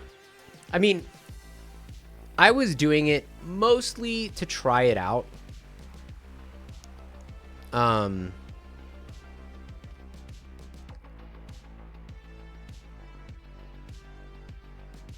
Yeah, connect me to a person, please. Yeah. But yeah, when I say it made me feel gross, not in a moral sense. I mean, it did do that, but that's not the important thing. The important thing was that it made me feel like...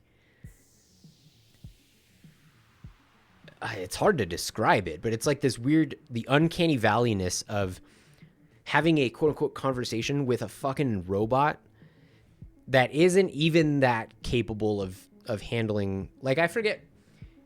I had to keep clarifying what I was asking about, and yeah, it's really uncomfortable. Yeah.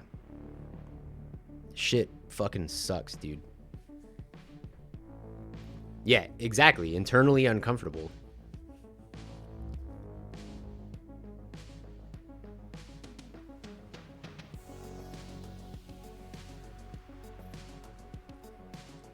And I think some people have just gotten used to that uncanny valleyness of it. I have a close friend who like has like daily conversations with his, he pays for Chat GPT so that he can have, I mean, whatever. I won't get into that anymore, but teaser trailer should be released. Leave it to Kill to keep us on target here. Trailer goes up same time Steam page goes up.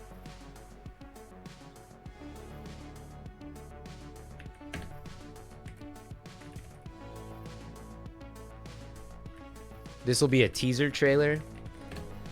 And then we have full trailer alongside the demo probably.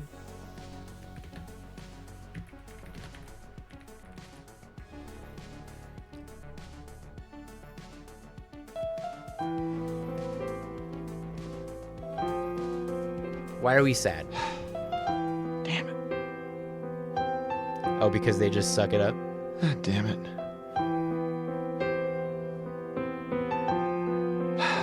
Damn it.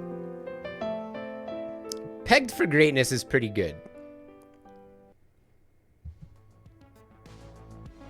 I like Pegged for Greatness because it lets us keep making pegging jokes for the next 9 months.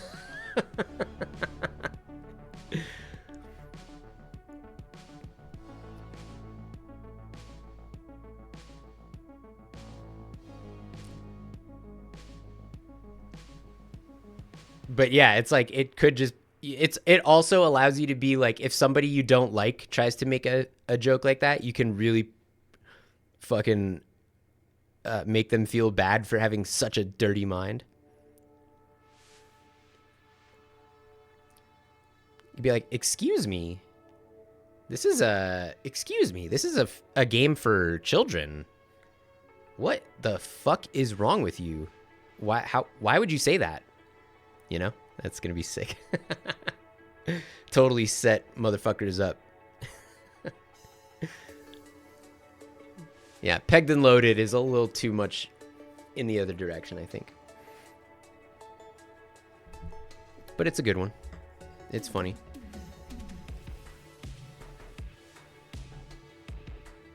And then just act oblivious. Yeah. Actually, that's even funnier.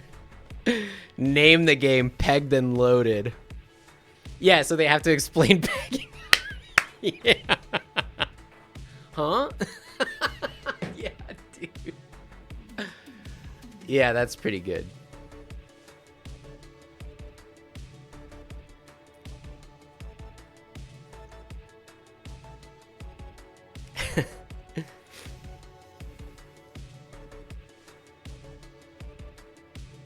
You do what? Yeah, exactly. Yeah. Excuse me? And people like that?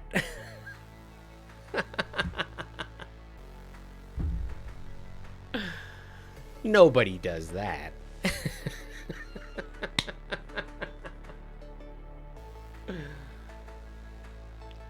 People pay for that? Hell yeah. It's like, that's some Tim Robinson shit, actually. I'm on board. That's pretty funny. I still think Pincredible is good. This other game is called Pincrediball. No, this is just a silly little game about balls. I don't know. Yeah.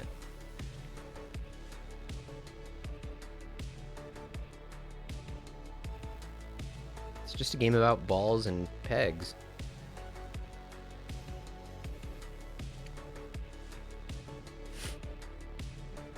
The Peg Lebowski is decent. You've done better. Look at this Pincrediball game, though. This is actually pretty cool. Look at this.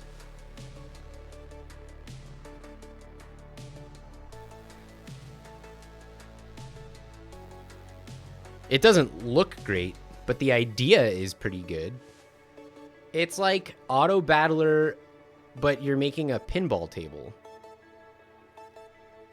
You know?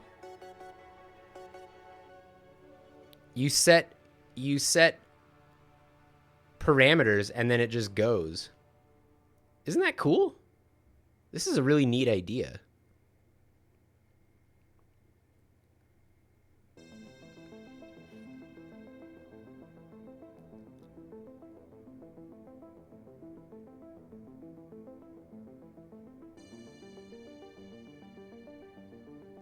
This is pretty cool, man.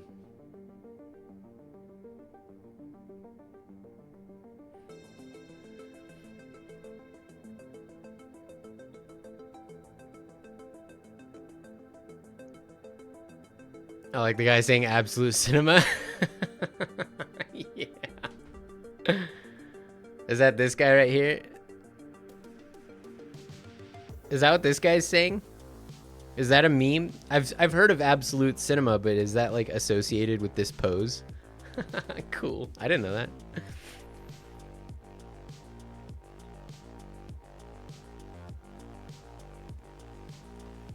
Yeah, I don't know if the name is too close. I think it'd be okay. Yeah, it does also look like it's good.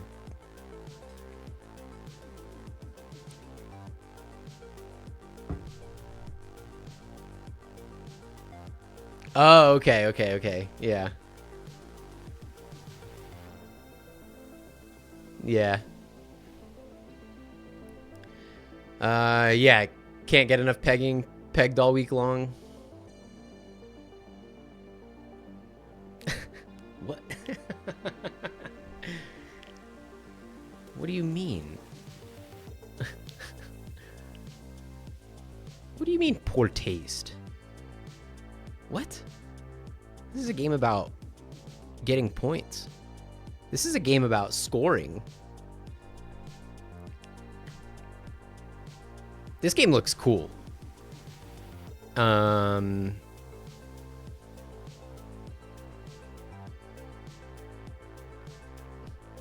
Anyway, I like Pincredible, but yeah, I do wonder about the SEO for it.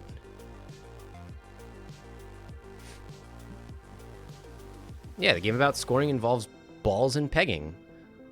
I don't understand the issue.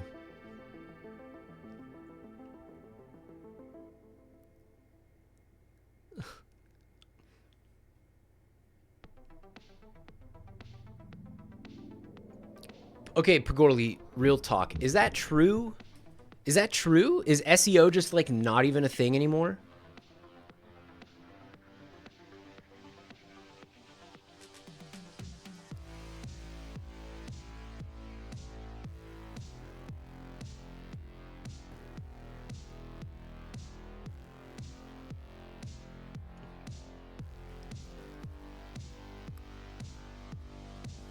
Damn. That's crazy. What is this fucking link? Man, that's some Kill DG art right there for sure. Nice work.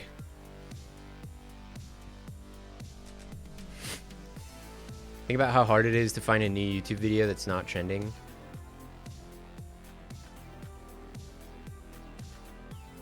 Yeah, that's true, man. What the fuck am I supposed to do then? Yeah, the AI still has to do the searching.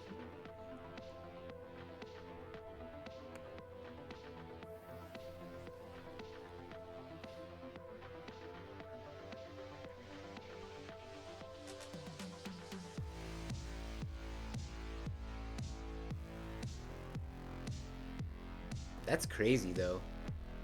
It is crazy that you have to consider that now. God damn, dude.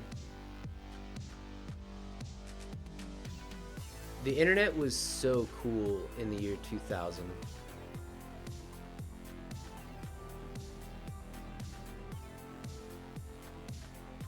Thor Pegnarok. Now we're not even trying, dude. Come on. Really?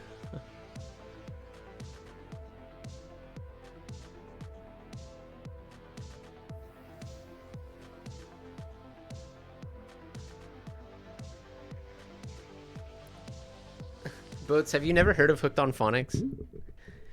Might be before your time, TBH. I don't know how old you are, actually. I don't really know anything about you, man. That's fucking cool.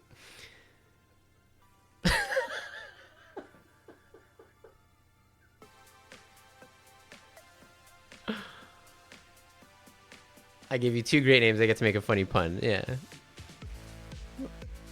Thor pegs the cock is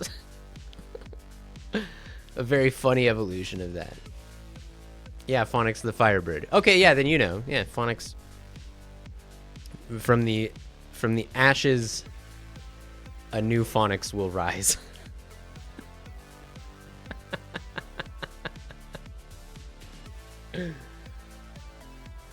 Like the fiery Phonics.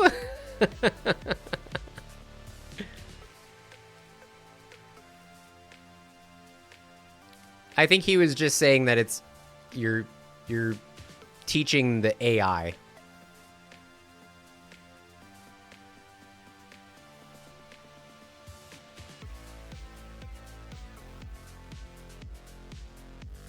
Yeah, sore.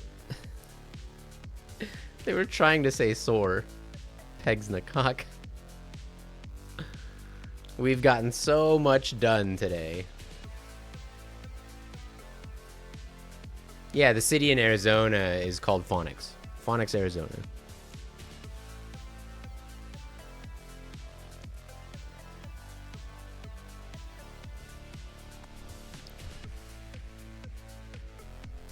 Game dev milestones.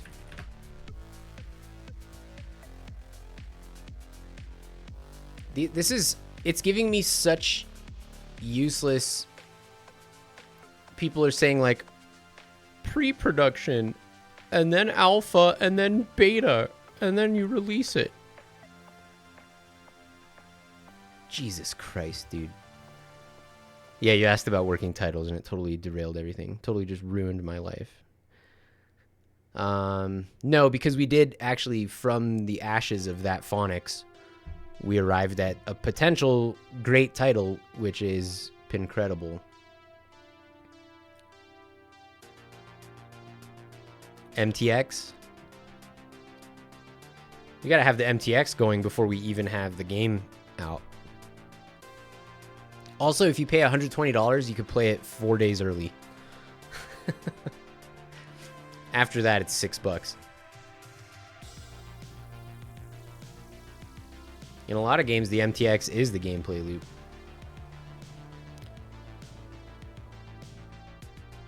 Oh, dude, here is an article by Rami Ismail from 2022 about game dev milestones.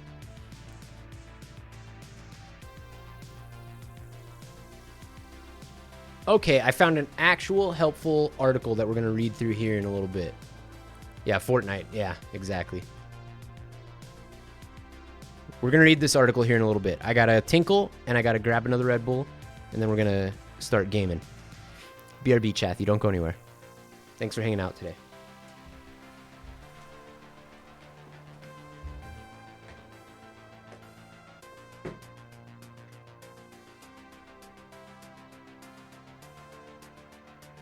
Run, coward.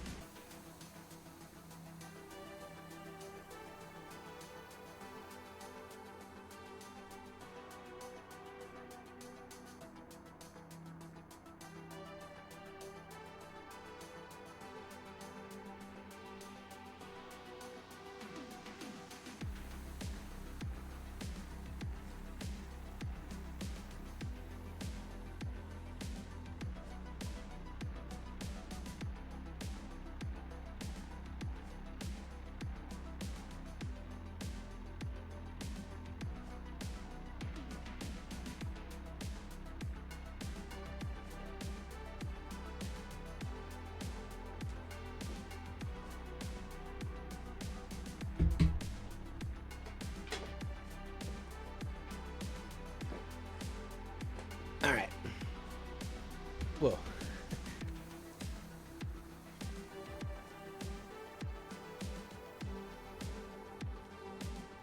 Oh yeah, that's the other thing.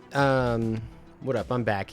I need to get the details for the jam going. Yeah, it's coming up. What is this? No, you can't. Can we has theme? No. Is that why you linked this? Hey, can you read this? No. Nice try.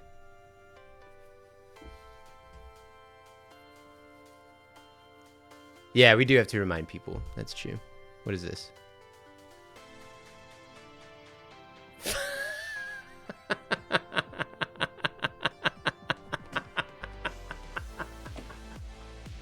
I fucking hate you, dude.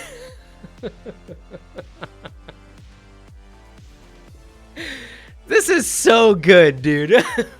Fuck you.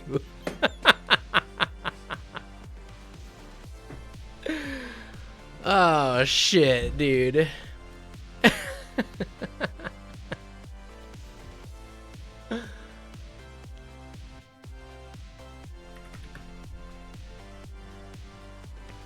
Putting that in the Discord for later.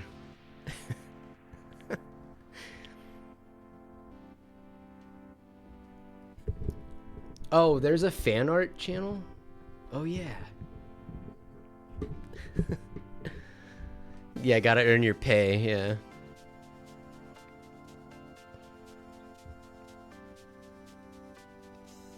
Yeah, Kill gets compensated quite nicely. All right, quite a few questions about how to set up your milestones. Young producers or producers moving into the game space. I'm wearing my producer hat today. Dude. Yeah, Marco pays me. Get fucked. Yeah, pay to play.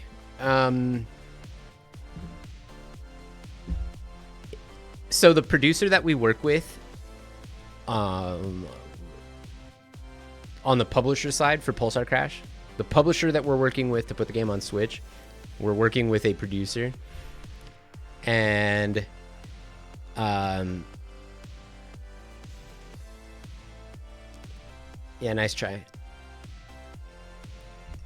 Like, this type of stuff, he is like so good at this. And it's like, damn, producers fucking matter. Before I had ever worked with a producer, it was just like, well, I guess we'll get it done by this time. But this guy's like, loves making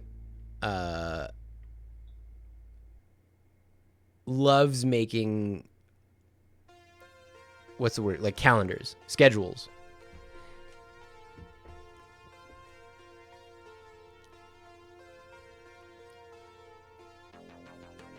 Okay, so ideation, we're kind of done with this already. Fail fast. We haven't failed yet. Because failure is not an option. Already prototyped.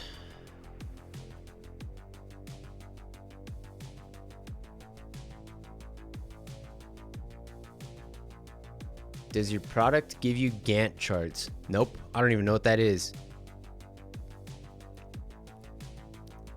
Sounds corporate as fuck. Does your producer give you Gantt charts? Let me look that up. I don't think that's a thing. Gantt chart. Oh, yeah, I've seen this before.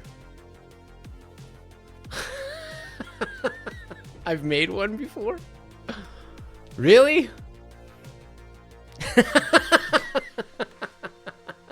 I have. I have done this. I didn't know it was called a Gantt chart, dude. I just thought it was like, hey, let's decide when to do this shit. How'd it work out? we made a game over the course of 6 years. A tiny little... Whatever. Alright, whatever. Prototyping. We're done with this. Vertical slice is our next chunk. The goal is to establish, test, and improve the production line, ensuring you can hit envisioned goals, establishing timelines.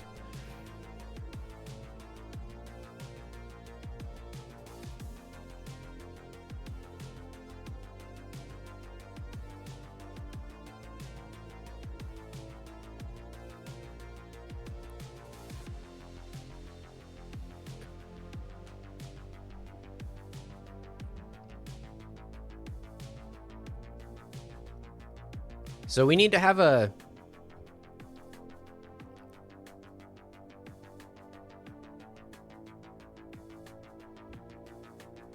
date for a vertical slice. I think that needs to be August.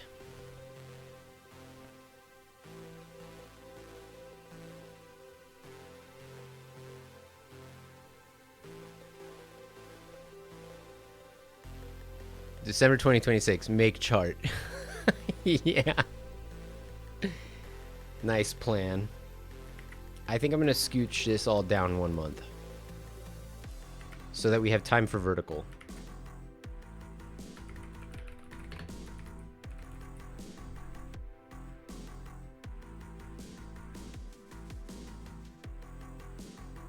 Yeah.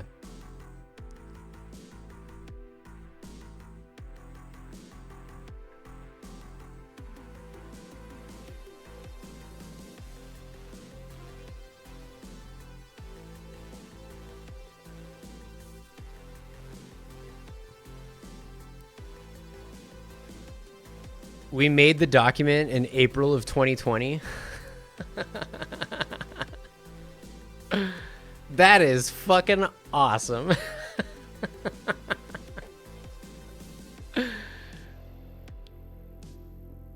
Well, yeah, no shit.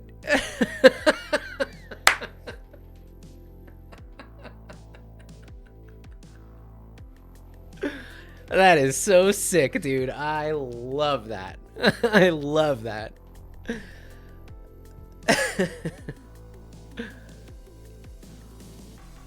So I go back and edit all my projects, even if there aren't major updates, so it looks like I'm touching all my projects. That's smart, damn. That's fucking strats as fuck. Nice work.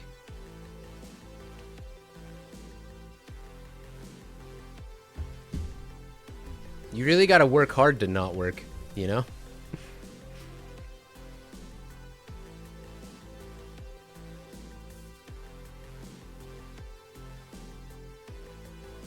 All right.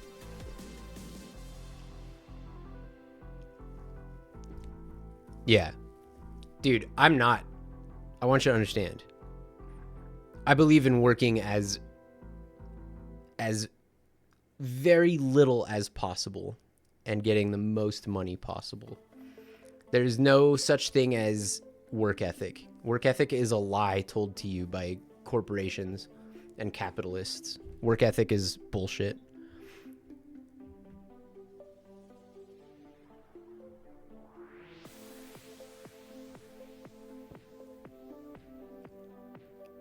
Delete emails.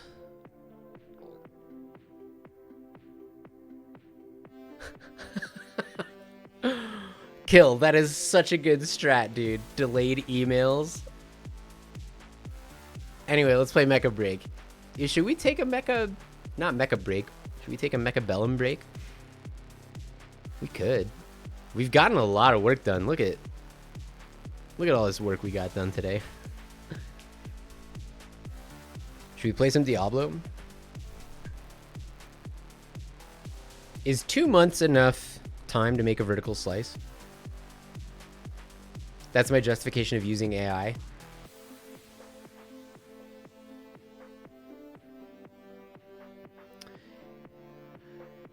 My only problem with that, because I agree, but by using AI, you're like poisoning the water in a primarily black and brown marginalized community. You know?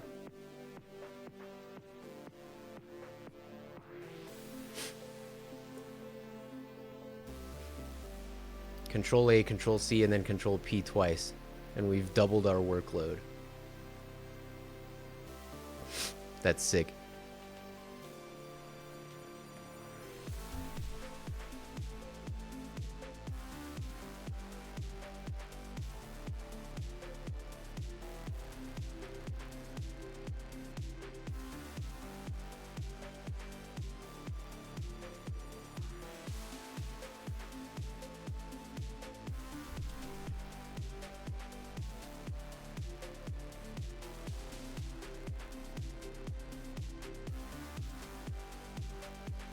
Yeah, I can have a vertical done. My June is crazy, but my July is pretty empty right now. My June is crazy. I've got a ton of shit going on in June. But July, I can work on this, like, all the time.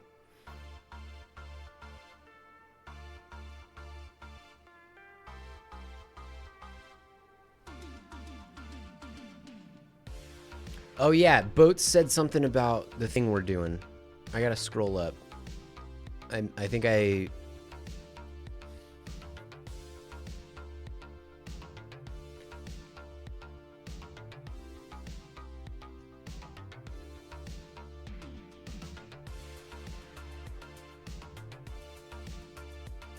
Boats, did you find something out? Oh, a mod that can help so we can play easier. Adds a bunch of stuff. Okay, cool. Yeah, Linky. We'll get it going. I'm excited for that. Wednesday night. It's gonna be crazy because I have to wake up early for some shit on Thursday. So that's gonna be crazy. But Wednesday night, me and Boats are doing a little something fun. Dude, my nose is so itchy.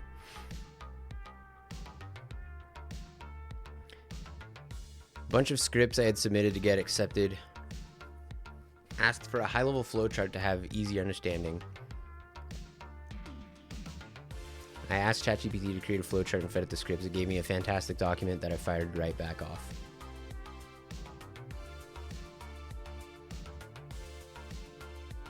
Send DM. Cool. All right, cool. I'll get that going later. We could test it out sometime between now and then. What is it, Monday? It's... Oh, I work at 3:45. I got some time. All right, cool. Time is a valuable thing.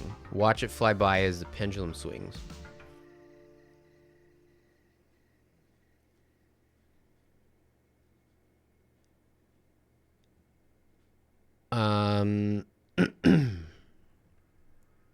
Is this a good schedule? What am I missing here? Oh, let's go back to the article. Right.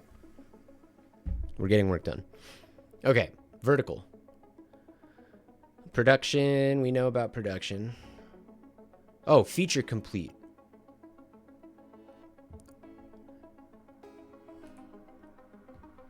At least it's pizza veggie cookie day. What? The fuck are you talking about? When do we want to be feature complete? Probably by January, right?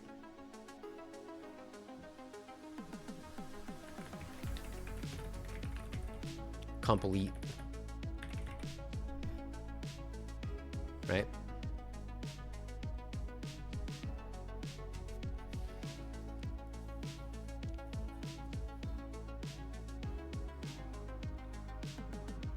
Oh no, feature complete is different from content complete.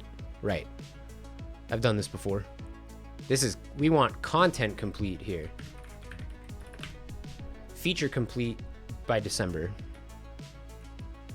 No, probably.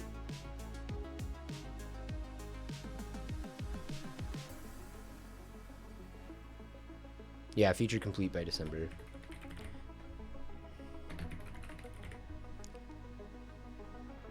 The content, meaning, mostly meaning like assets and stuff.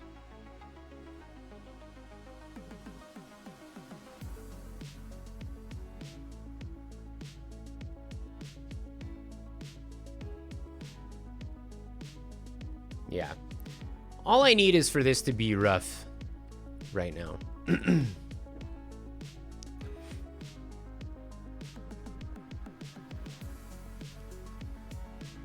Something is better than nothing.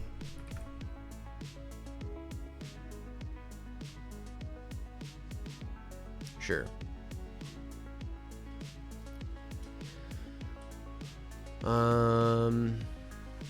Cool. Okay. Well, now that we have this more or less figured out,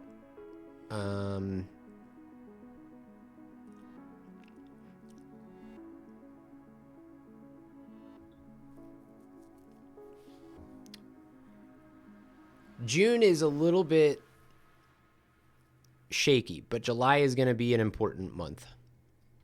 A lot has to happen in July. June, I've got a bunch of other random shit going on. Going to Evo. Got some other kind of other stuff going on.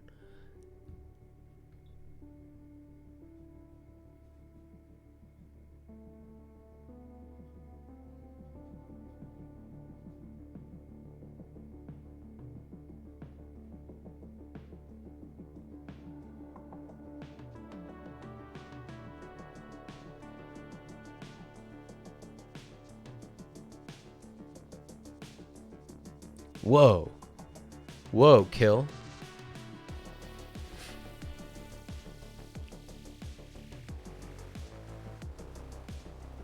All right, have fun in your meeting. Yeah, we're going to Evo. We're not gonna have a booth. But Chance and Kala told me and Jackie that they can get us in for free. So we're just gonna go hang out with them.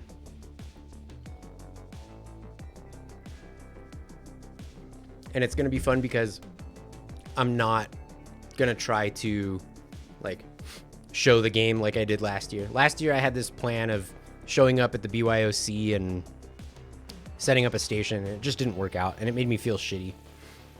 So we're going to go do a bunch of Vegas stuff and also some research stuff for another project in the works. Got a lot of shit on my plate, dude.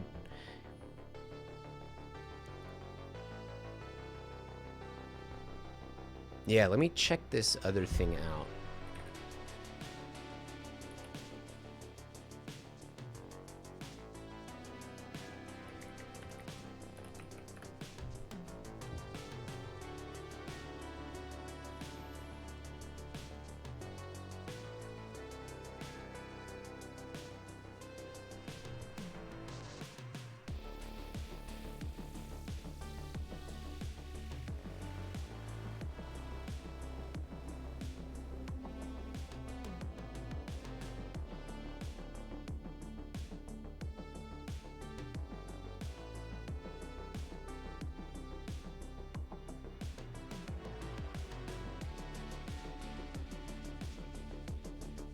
Hold on, Chathu, I'm looking at shit.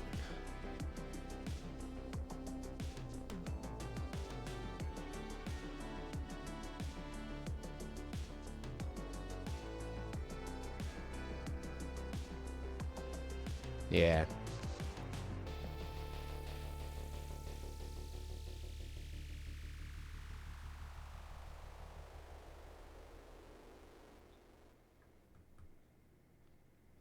Anyway.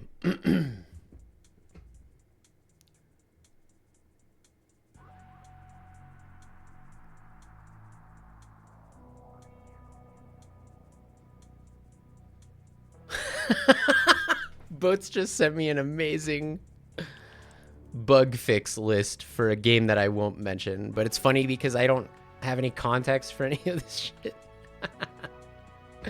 Nice work, Boats. Thanks for the laugh. Okay, I wasn't sure if you were still in chat. That's funny.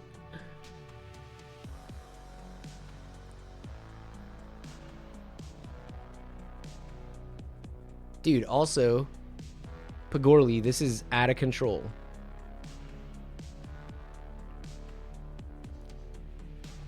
County government just sent out a July 4th poster with this AI slop in it.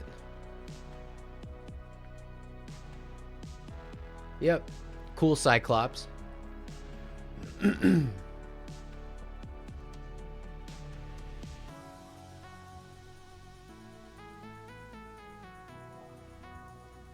All right.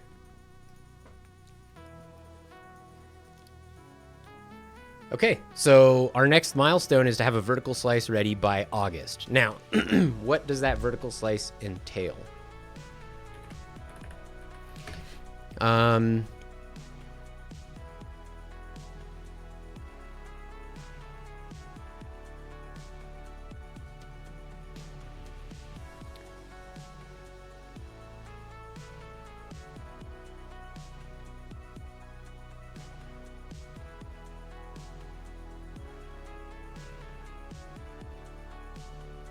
Vertical slices have a lot in common with demos, but they're not exactly the same thing.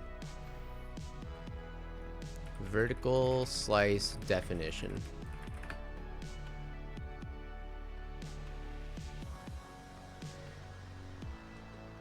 Milestone, benchmark, or deadline with emphasis on demonstrating progress across all components of a project.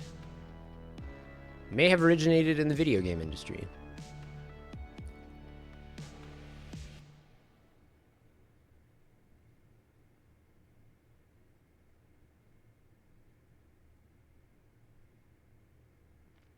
A bit of every layer. A new feature request like showing X information on main screen would contain these work bits. Work in the UX UI, work in the service layer, work in the database layer. Okay, that's, I mean, for our purposes, that's basically just like a chunk of the game that you can play that's content complete. Because it has to have all the UI and graphical shit and sound. You think that's really that important? You think having a vertical slice for this project is really that important?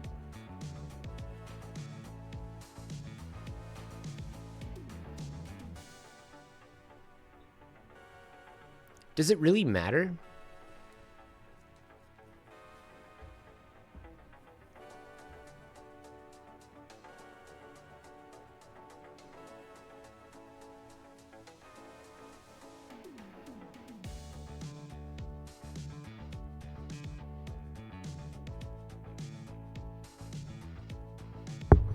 It's kind of hard to justify it. What's the difference? They're very similar. A demo, I don't think you need both a vertical slice and a demo. Kind of borderline redundant. Yeah. Doing a demo, yeah. I mean, there is a difference. Like a vertical slice.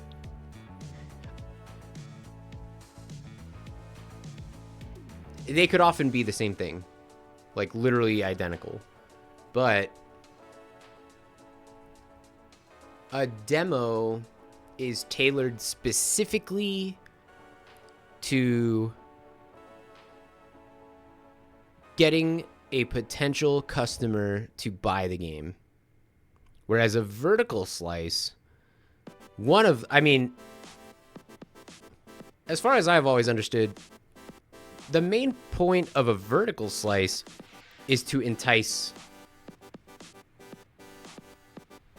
It's like more of a proof of concept than a prototype. And it's a way to entice like funding and publishers and things, right? So like you can imagine that there might be slight differences in what you would include in a vertical slice for those reasons and what you would include in a demo. But yeah, like they're very, very similar. And so you can fit more books on the shelf. Yeah.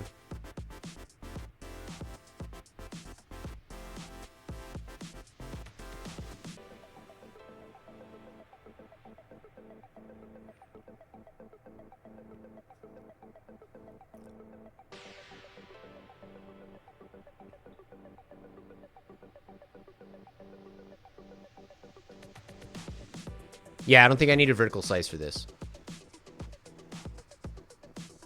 And I think focusing on one will actually be harmful to the project.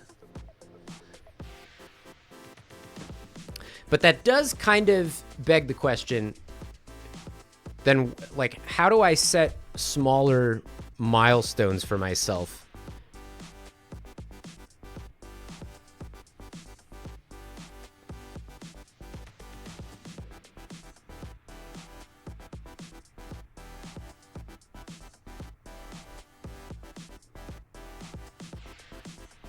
At what point am I over planning? Is this planned enough?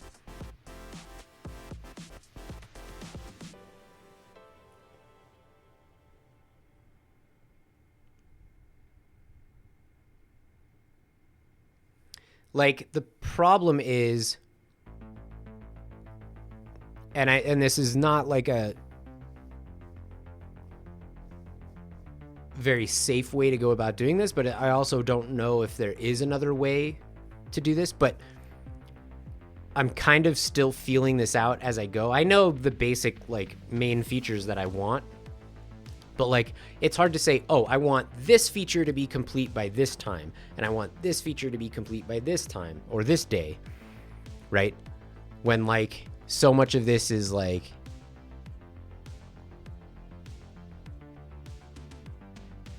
every 2 weeks you can go in and see what you can do for that week. That'll help towards the month's goals.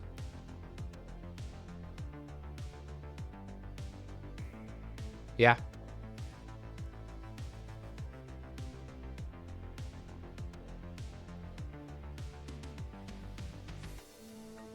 Agile sprints, stories, whatnot. Yeah. Yeah, see, I don't want to, like, waste a lot of time planning. You know? I feel like a lot of people in the tech space get too focused on that stuff.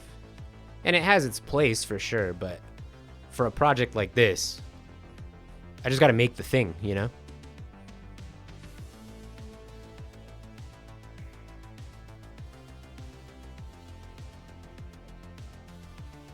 What the hell is all this shit? Is that a real thing? I can't tell if I'm being fucked with.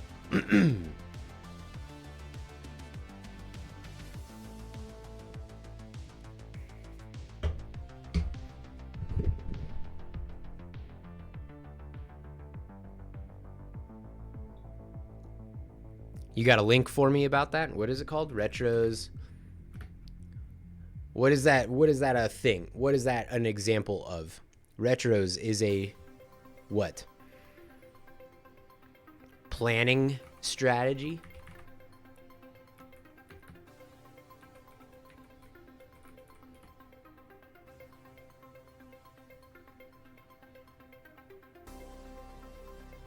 A method of project planning.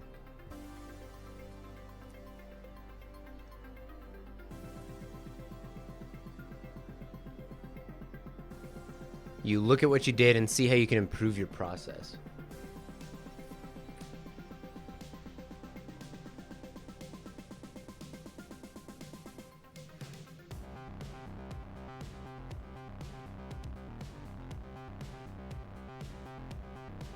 No delays can be considered. Okay, I like that. Let's read this together. What is the difference between backward retro planning and planning? Planning is simply a graphical representation of steps or tasks based on dates. It's more convenient to design it using an online tool to make it easy.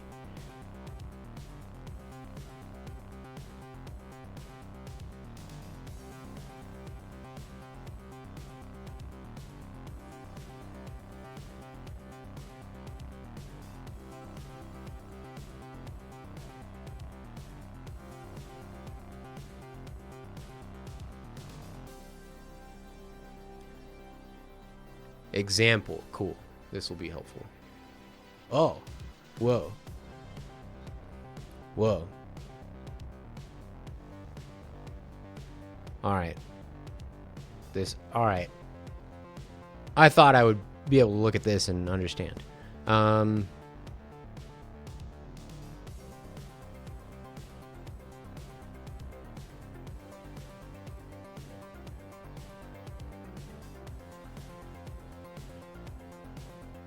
Sprint review.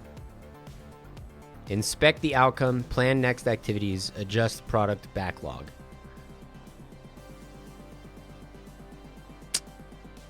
Man, I'm just gonna fucking make this shit. This is...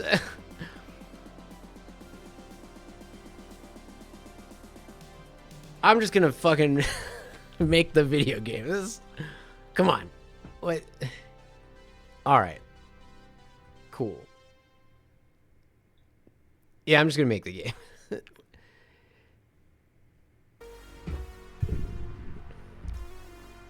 You're already doing too much planning? Yeah. I mean, I did want at least something to know, like, the most important time frames. The most important windows that I have to hit to stay on target, you know? But, like, yeah. I think I just gotta make this fucking video game. This roadmap is good. Agreed. Let's fucking fire this puppy up. All that planning shit really fucking gets under my skin, dude. Like, I understand that there's a place for it, but man, that is the thing that I am most averse to.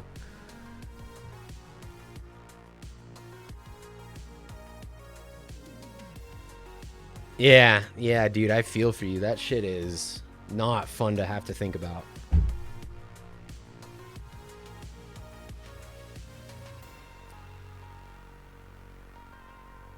All right, let's check back in on where we're at. I haven't really actually thought about this in a couple weeks. Oh yeah, we got... What happened here? Didn't I have this? This is all completely broken.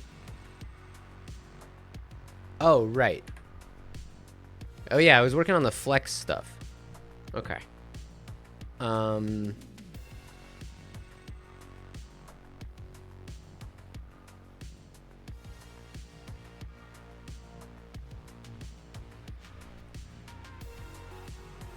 Where is that being handled?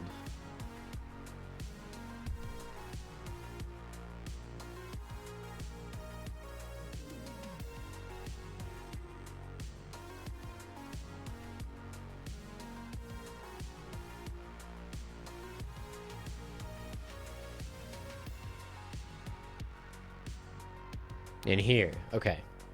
So this is all fucked up. I was just messing around with all this stuff anyway.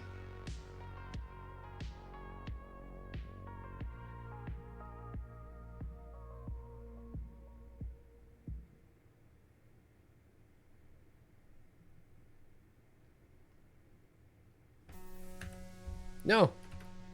Wait.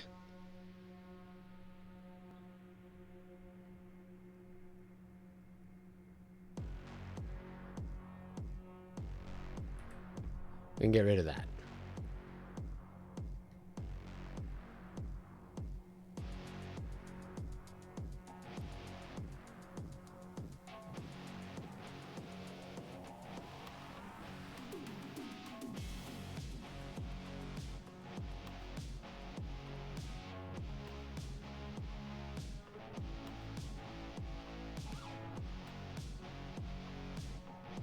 Whoa, did you see that? Why did it then suddenly decide to collapse? My previous PO was good about not involving the devs unless they needed to. Current one is hands off, so none of that really happens except for like 2 weekly meetings that are usually short. Need anything? Nah, okay, bye. Product owner. Our publisher takes that role. Okay. Yeah. So like a producer, basically. I mean, I totally appreciate and respect that role. It's just not something that I personally enjoy even thinking about. Like, it fucking bums me out. I don't know why. It's so stupid. But, like, I have, like, a visceral aversion to it. Alright, we need to fix this thing. I think we just fucking get rid of all this shit. This is...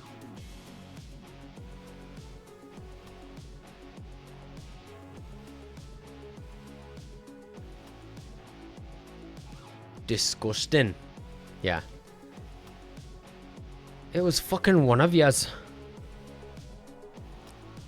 Disgusting.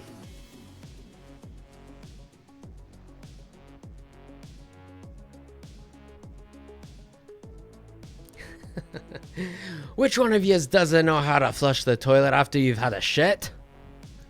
Wait. Let's find that. How do I find that? Scottish mom yelling at daughters. Hell yeah, dude. Hell yeah, dude.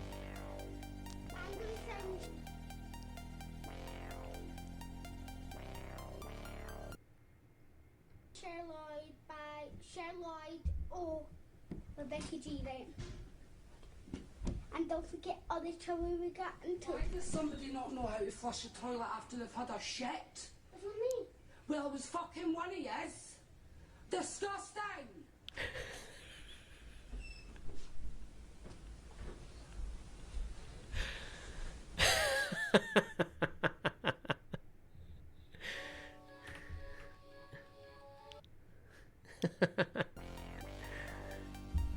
Classic.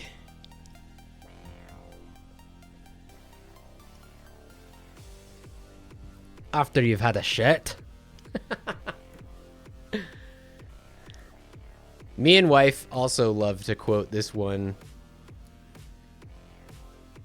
where they like drew in Sharpie on this little girl's face while she was sleeping. And she's like, I've got school. It's not funny. I've got school. Why did this collapse? Didn't I take this shit out? What the fuck?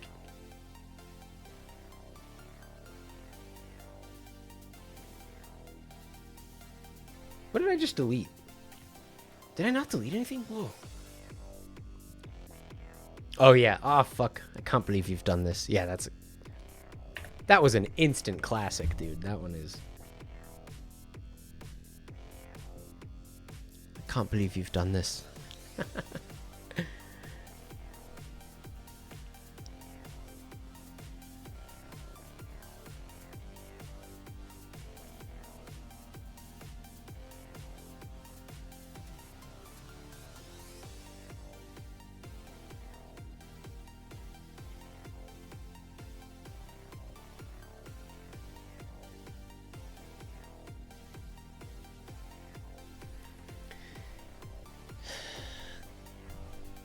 The difficult thing for this is going to be putting these all... That's exactly what I'm going to do. Toggle to expand and collapse. Exactly. Click to toggle, expanded and collapsed.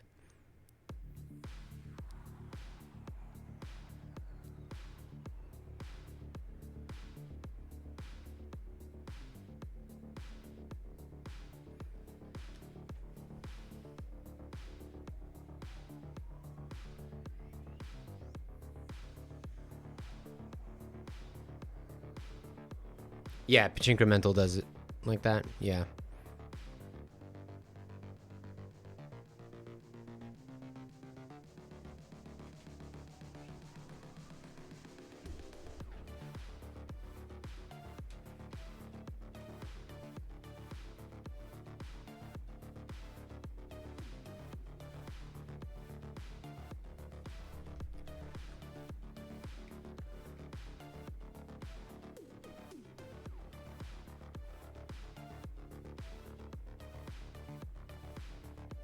I'll go for another hour.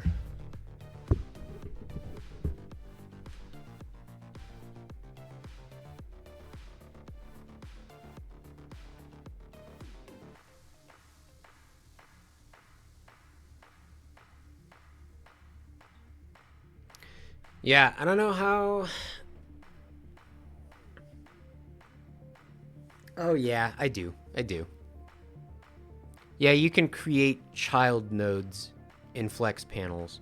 So that's how I'll have to... Every time I add an upgrade button, it'll just get added to a Flex panel, and then I'll have code that can quote unquote collapse and expand those. Basically meaning, I don't know, it doesn't need to be animated though. Everything needs to be so juicy. It's like such a core part of this is the motion, the animation, the illusion of life. Is that what that book is called?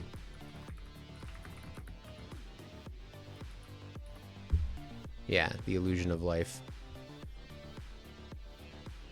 The Bible of Animation.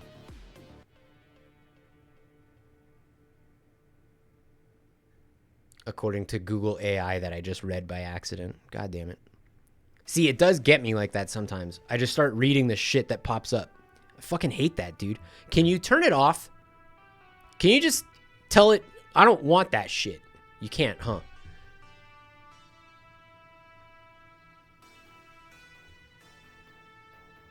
Use DuckDuckGo. Don't you have to pay for that? Is there a free version of DuckDuckGo?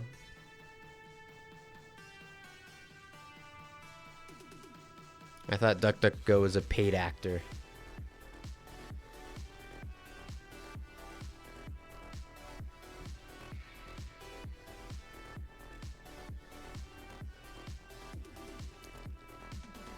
Not putting any fucking Gantt charts.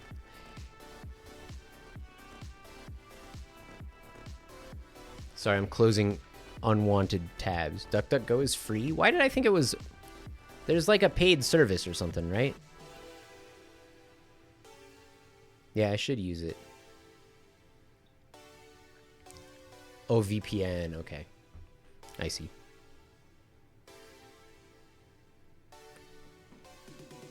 Because their whole thing is privacy, right?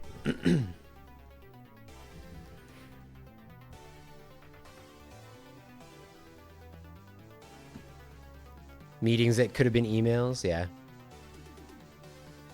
Yeah, those suck.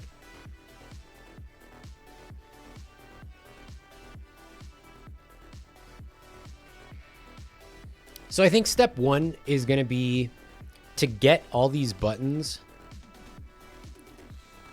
to get this whole button container populated dynamically through code rather than having all these buttons be included, you know?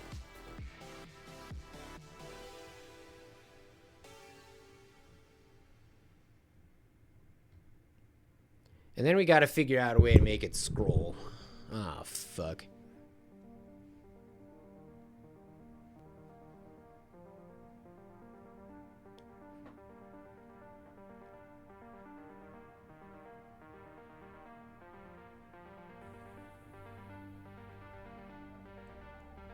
All right, let's start with just one thing at a time, man. Don't fucking get your panties in a twist.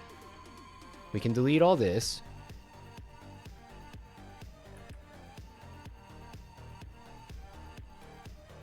We still have the button container.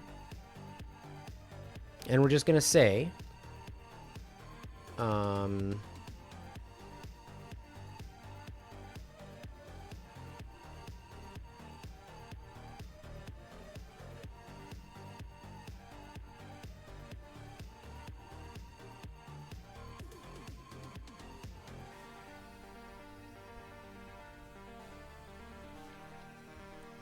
Ecosia? I never heard of that. That's cool. That's shit for another time, though.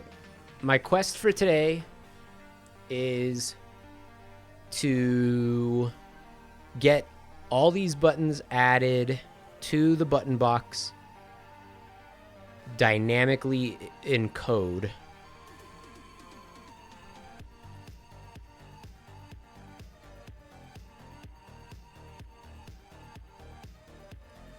Rather than putting them in manually in the room editor.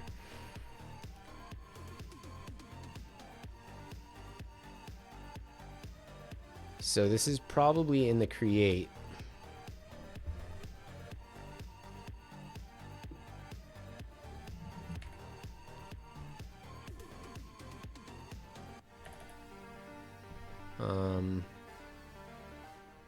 You know what?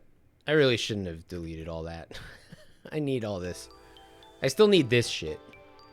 We can get rid of all the hover shit, but I need this stuff.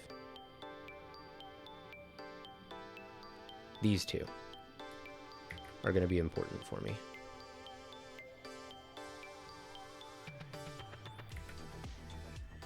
So we get the UI layer. We store it in a var.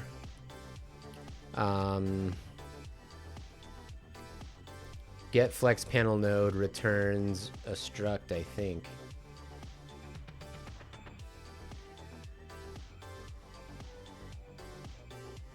Struct or JSON string.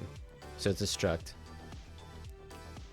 And then from that UI layer, we get button container. And now we can fuck with button container. So we can do flex panel node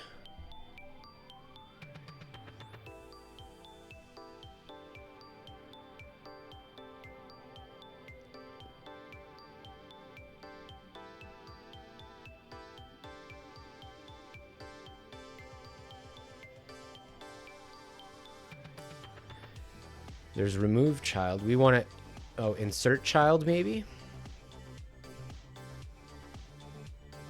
Let's read this documentation. Provide its index, which controls where the child is placed in the parent's hierarchy.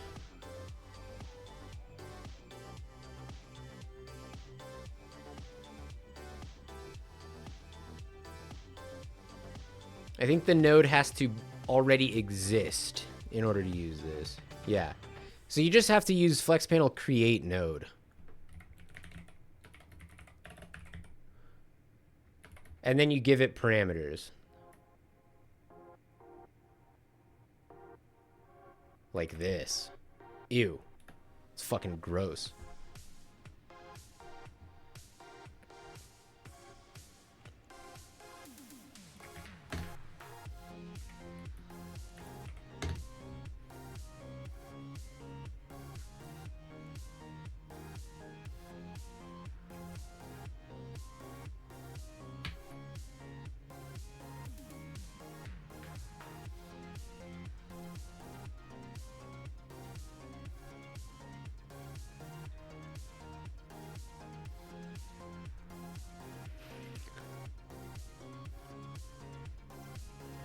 I need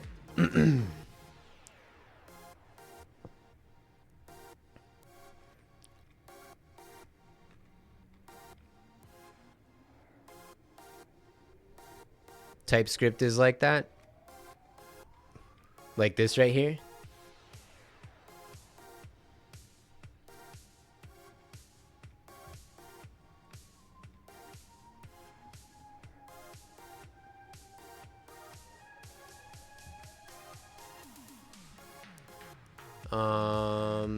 I need to know all the possible properties of a flex node. Maybe there are too many to list in the doc.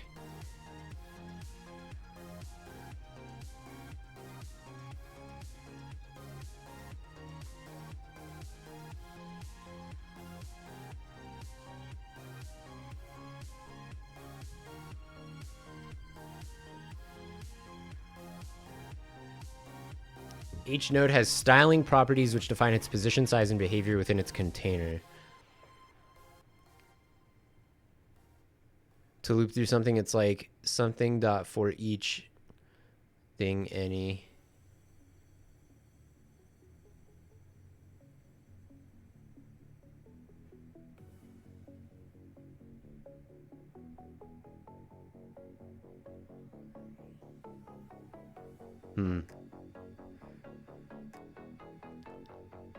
I see. Yeah.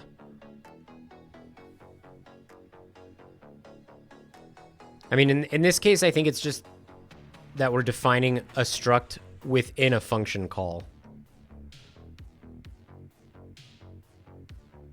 So it has to have the parentheses because it's a function call, and then it has to have the braces because it's a struct definition. It's still ugly as fuck, and I hate it.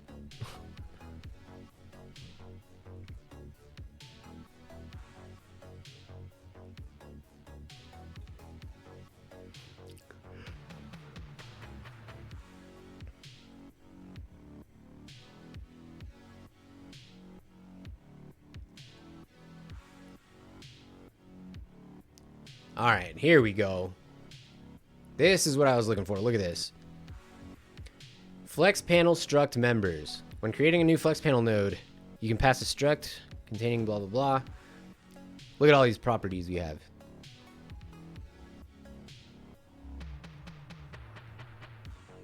I should be able to hover over any one of these things and it shows me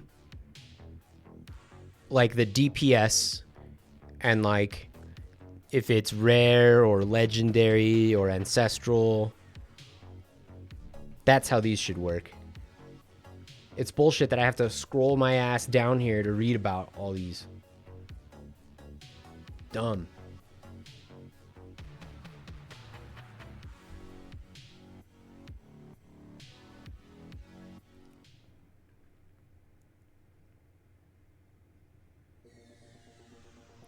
Yeah, color coded.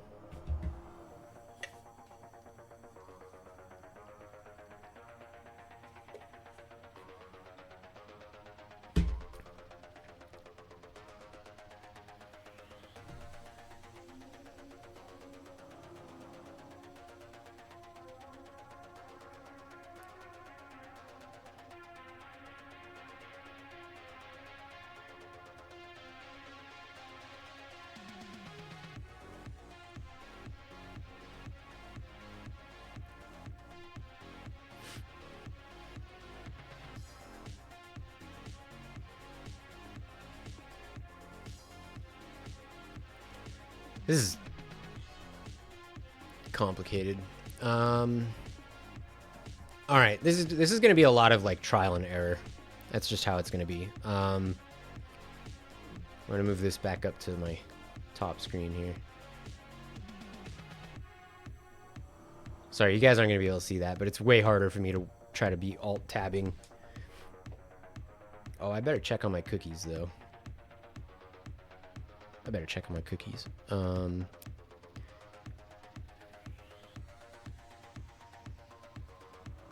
Huh. Still not able to click the golden switch. I guess I've been clicking other stuff. I should have been waiting to click this. Fucked up. Oh, you know what? Also, I can't believe I didn't do this before. Ugh.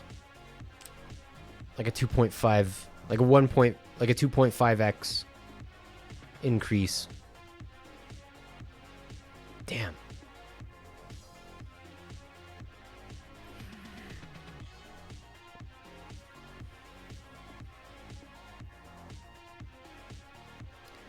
So it's weird. You define how the flex panel is going to fit within its container before you, excuse me, before you assign it to a container.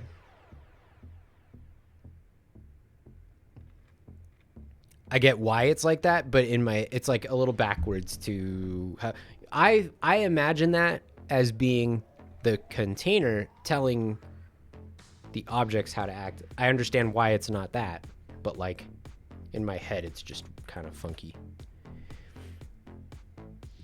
All right, so we're just gonna say width. I'm gonna copy these parameters actually. It's weird that this has to be a string. Where's the percent sign? There it is. Height.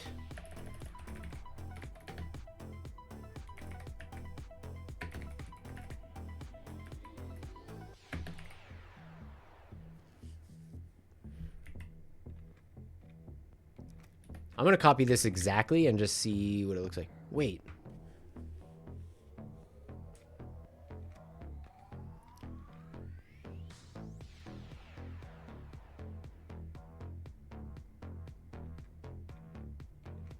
nodes.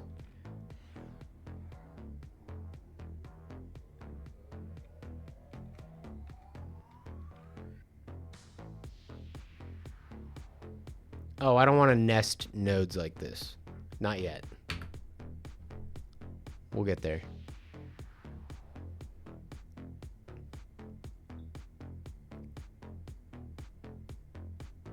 Okay, you know what? Let's just let this rock, and then we can...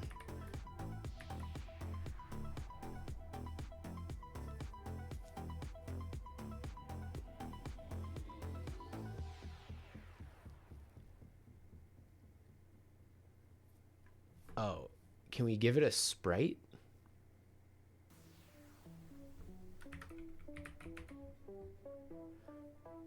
Layer elements property is included for a node that is a structure using the... This is an array that contains a struct for each asset element placed under the node. Okay, so how do I define that?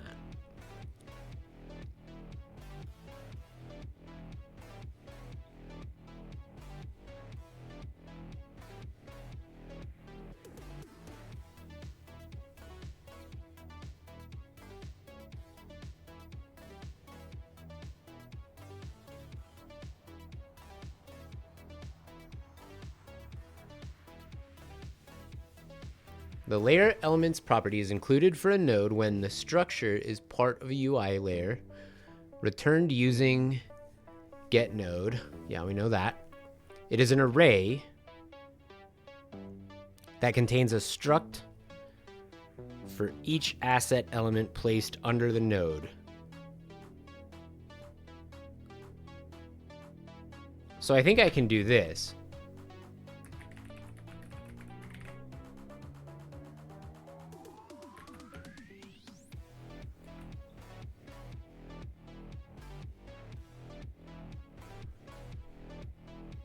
Sprite properties.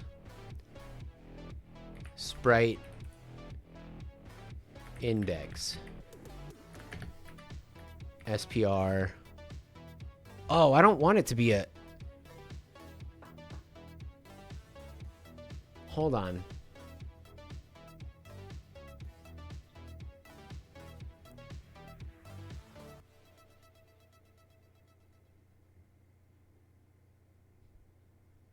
No, I want it to be an... Also, why didn't it like this? Why doesn't it like sprite index?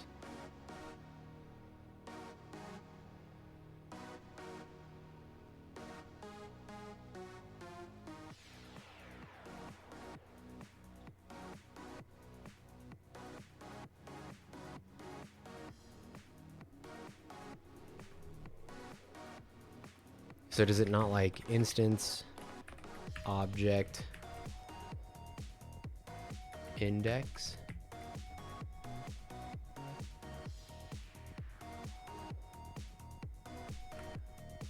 Why doesn't it like that?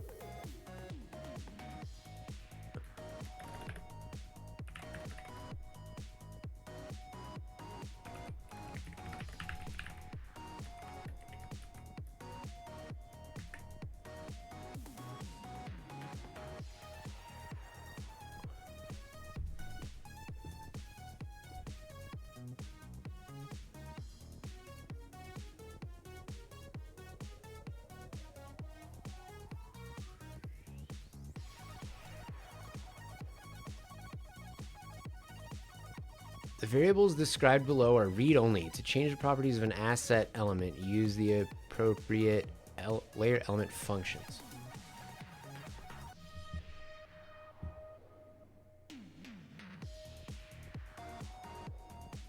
So I can't define them like this? Is that what that means?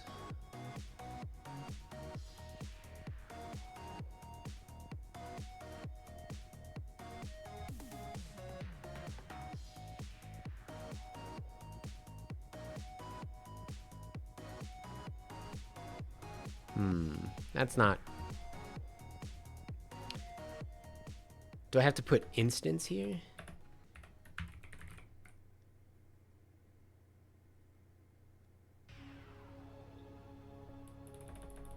Dude, it doesn't give me an example. That's gonna be very difficult.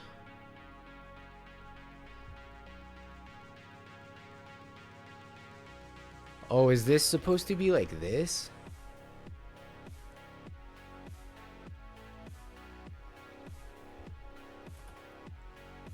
That's why. That's why it didn't like it.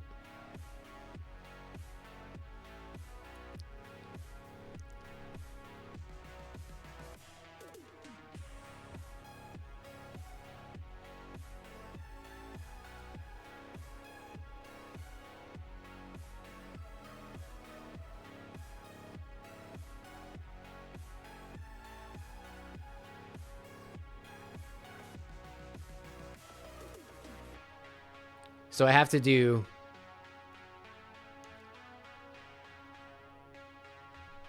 type. Whoa.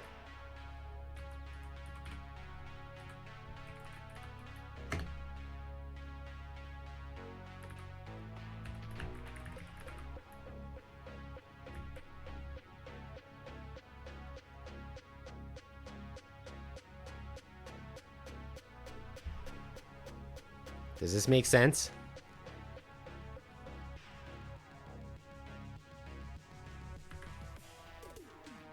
Let's see what happens. Okay.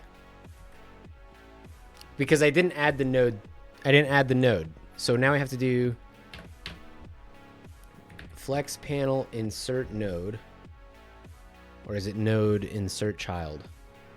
And then it's going to be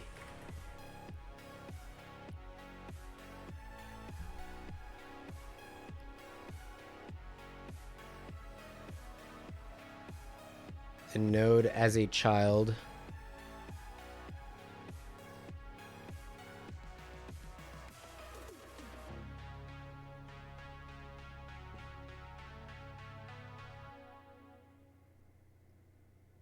So the first one is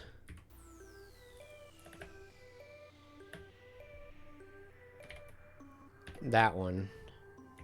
And then it's B. I don't know. Oops. Wrong number of arguments. Okay, it doesn't like that. Why?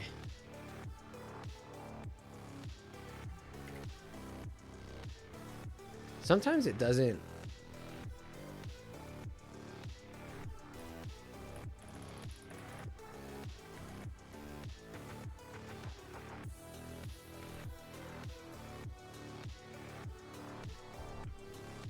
Like, why doesn't it show me what it needs here? It's annoying.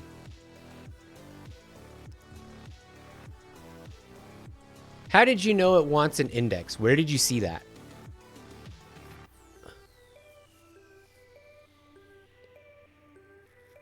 Root node index. Where do you see that? Yeah, I see it in the doc, but I wish it was right here. Now, see, now it popped up.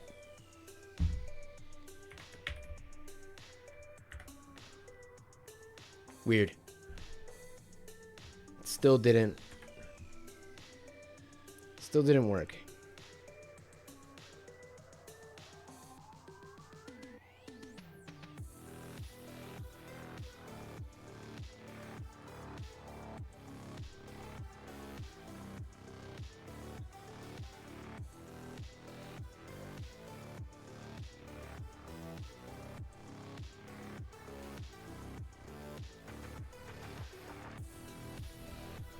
Yeah, I'm on the big new version. Trying to get it figured out. Dude. Huge performance. Oh, C# is a thing now? I didn't know that. Not huge performance gains, but huge load time in, like, not increases, decreases. Like, Pulsar Crash basically loads instantly now. Because we moved all the texture decompression to the GPU. Well, we compressed all the textures. They were basically uncompressed before that, I guess. I don't really know.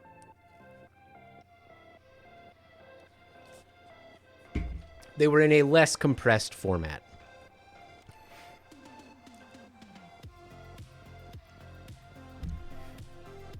But yeah, I didn't know about the C# stuff. That's cool.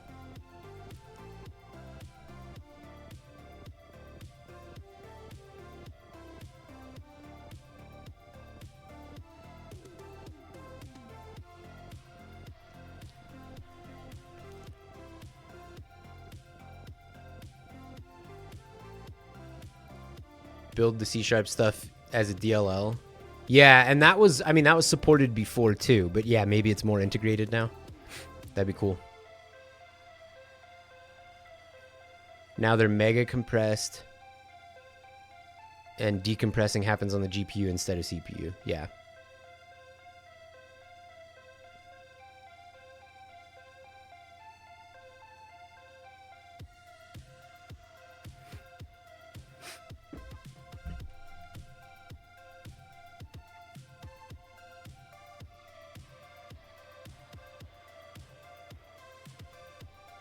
It's weird that it didn't give me any errors, but it still doesn't work.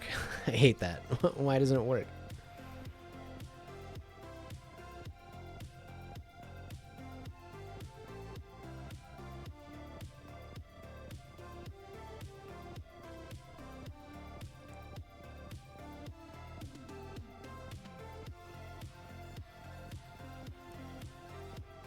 Is it because there's no instance of button box? It's because there's no instance of button box, you fucking clown.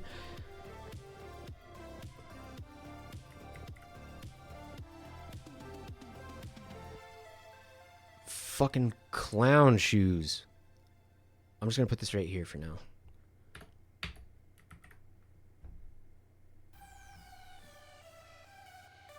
Ah, there we go.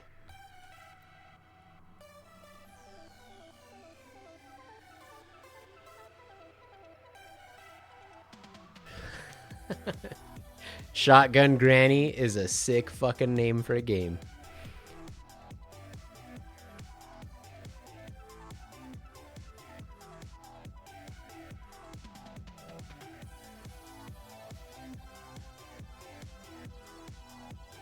Incorrect type. Expecting a number.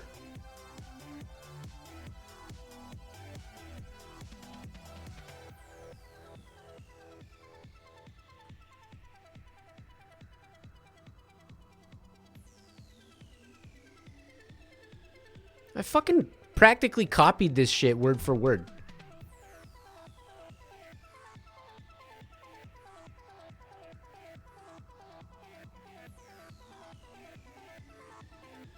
Shooting to get anywhere efficiently? That's sick. I like that in games. It's fun. Alright, why is it? Why is it being grumpy about this? Why is it telling me... Dude, I copied this shit almost word for word. What did it say? I found a string? What did this shit say?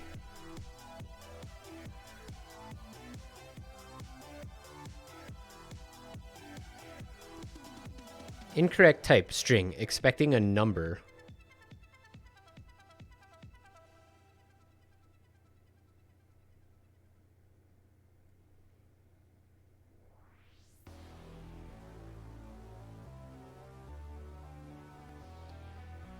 Oh, not a string. Oh, it doesn't like this right here.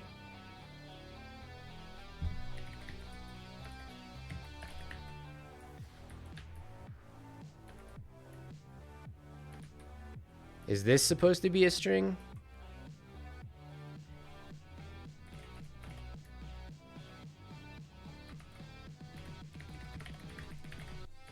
I think it's like that, right?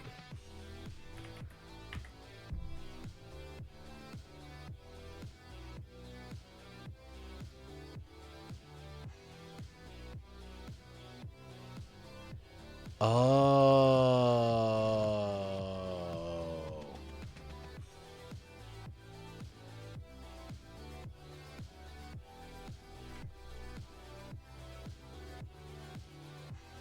Yeah, instance object is index doesn't make sense here. It's like adding an instance of an object that already exists. Oh, we have to instantiate it. Oh, fucking data. Fucking mind expansion, dude. We have to instantiate it. What the fuck? How?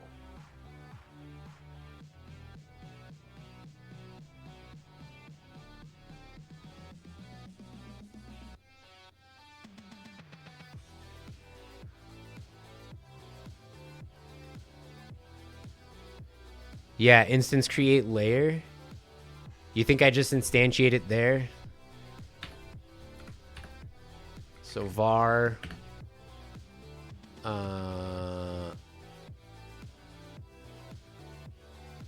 yeah, b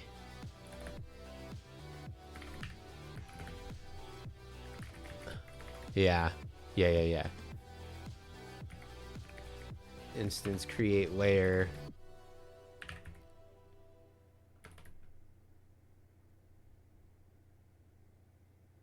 Dude, I hate that it doesn't tell you what arguments it's looking for. This is fucking...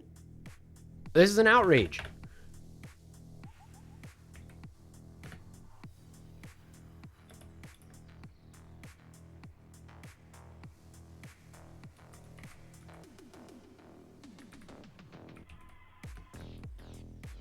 UI folder. Is that considered a layer? All right, later. Thanks for helping.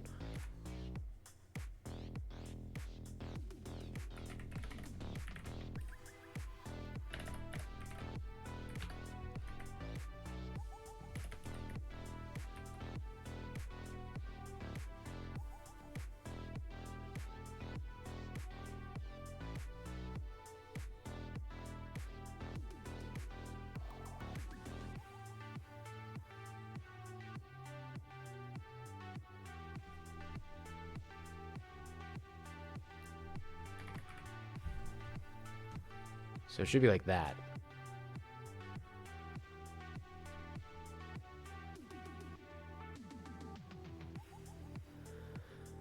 The UI folder is not considered a layer.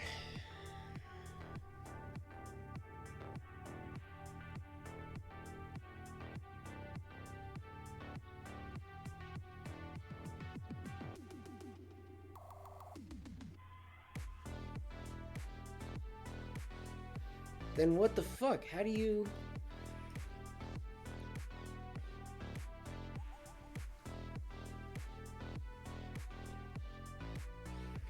Maybe I just instantiated on the instances layer and...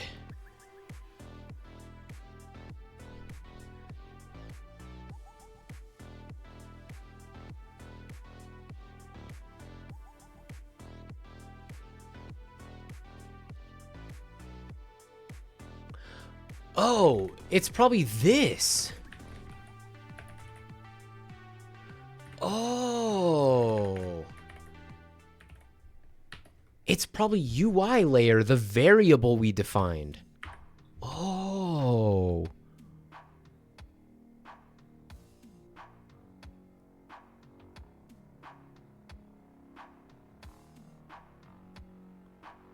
What? Expecting an object?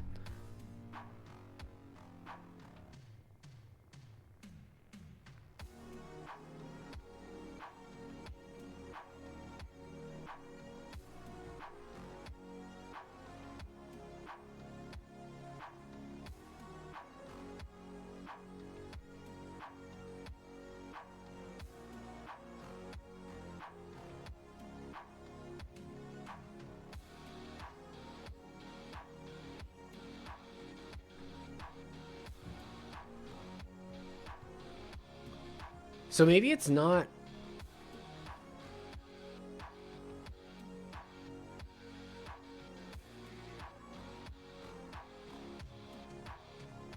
Instance object index is the object handle.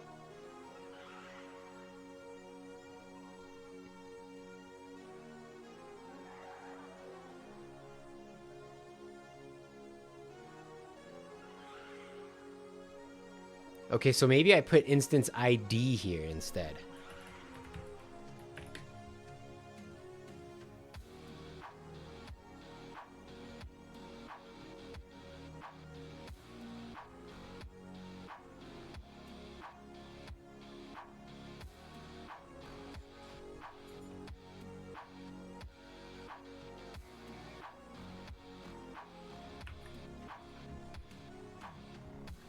No.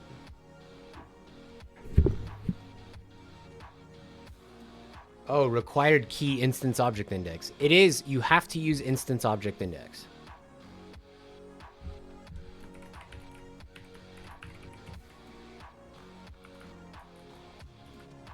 But then it told me it's...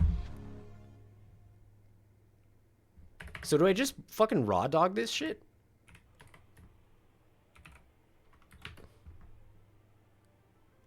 Maybe it doesn't have to be previously instantiated.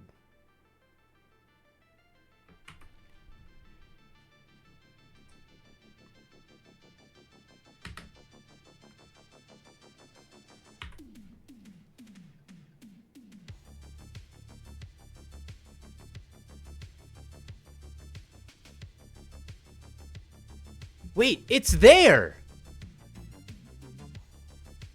It's there, but it doesn't have a sprite. Wait, but why?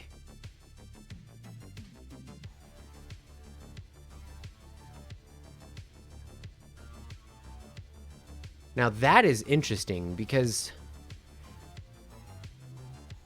Oh, am I changing the sprite anywhere?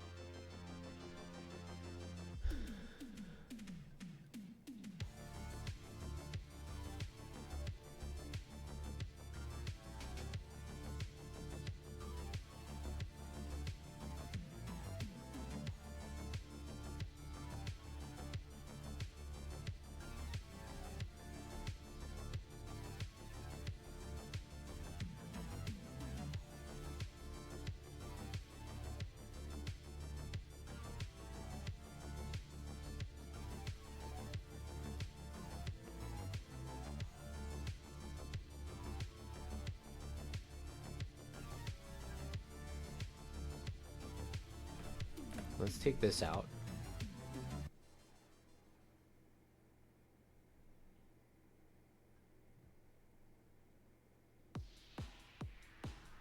Why is it not showing the sprite? It's working. It's working. Why is it not showing the sprite though?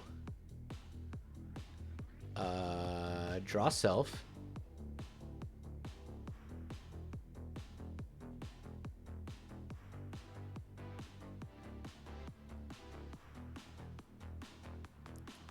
It's using the target sprite.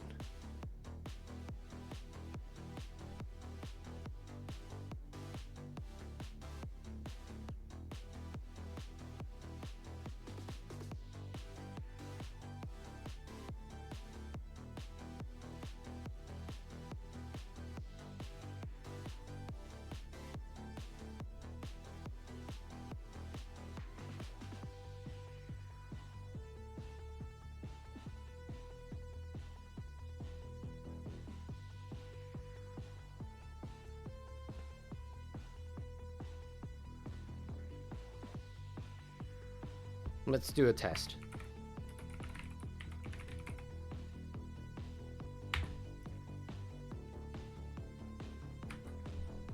Data.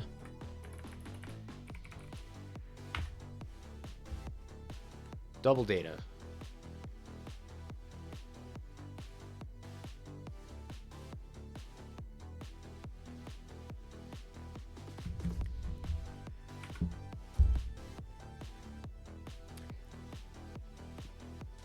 It's showing the button, but it's not showing.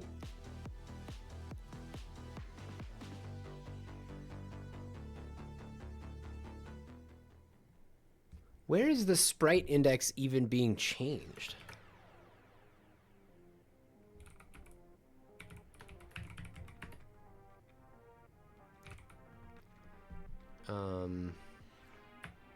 Sprite get index. Sprite set index. This is never used. What the fuck? Why?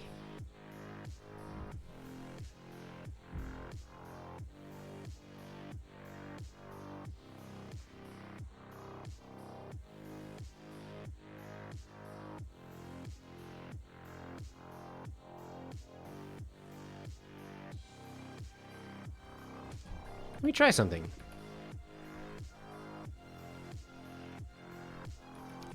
Draw sprite. Hey, what up, Stone Python? Actually, the planning phase, the planning session of the morning has concluded, but I can show you what we came up with. I'm making a pachinko incremental game. And we set up our schedule for the roadmap today.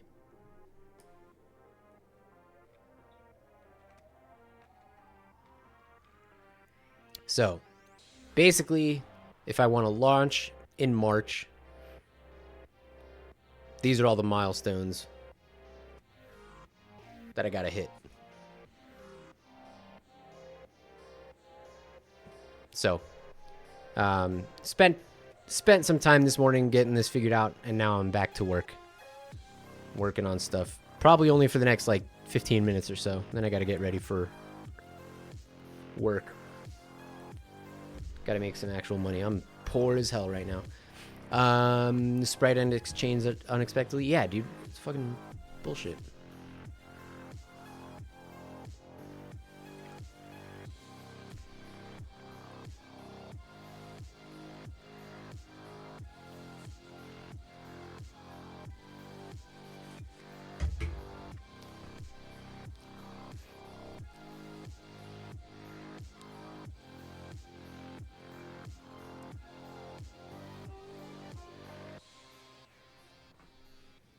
Any advice for a new game dev on how to approach assets? I'm an SDE with a strong technical background, but I'm hitting walls where I'm like, I need more assets.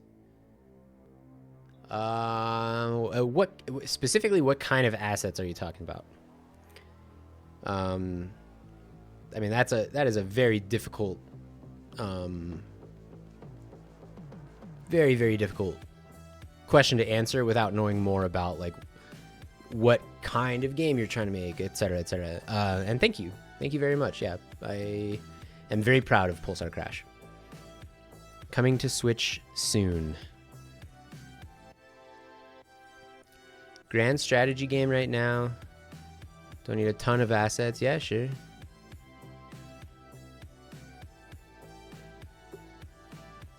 Building cities on the map, and it needs more city. Okay, I'll just give you like take this advice with a grain of salt, because I think it's going to be so dependent on like your skills, what you are good at, what you know you're not good at, what you might have to like outsource or contract, depending on how seriously you're taking this. But my first, yeah, marry an artist. yeah, marry an artist. So I don't know what your budget is, if there is a budget, okay? Step one. If you have even a little bit of budget for something like art assets, if you want to, I mean, look, you say you're a software development engineer, like that seems like you might have some cash on hand to put towards this, even if it's just a little bit. The way we did it with Pulsar Crash, the way we found our artist was we made a prototype with programmer art, super shitty, but it did do a really good job of showing what the game was like. And so when we put the call out on Reddit for like looking for an artist, basically all the replies that we got were like not great. But we got like 2 that were, I mean, excellent artists. And the one that we ended up going with was a good choice because I think it fits the game perfectly. Alec just knocked it out of the park with this project. So props to him. But make a good prototype. I think no matter what, making a good prototype will open doors for you that you don't even know. Like, it's going to give you options that you didn't even know were there in the first place. You know what I mean? Do as much as you can by yourself. Don't spend a lot of money. Try not to spend any money. If you want to try to do this, bridging the gap between hobby and making money is, I'll let you know when I've been able to figure that one out. Like, this is still a hobby for me, as much as I'm trying to make it be something that can at least make a little bit of money, you know? And I know this is like not exactly the question you asked, but yeah, prototype. Just make a good fucking prototype that's fun to play. Get the art. I'm assuming when you say assets, you're primarily talking visual art, although obviously that includes other things like sound and things like that.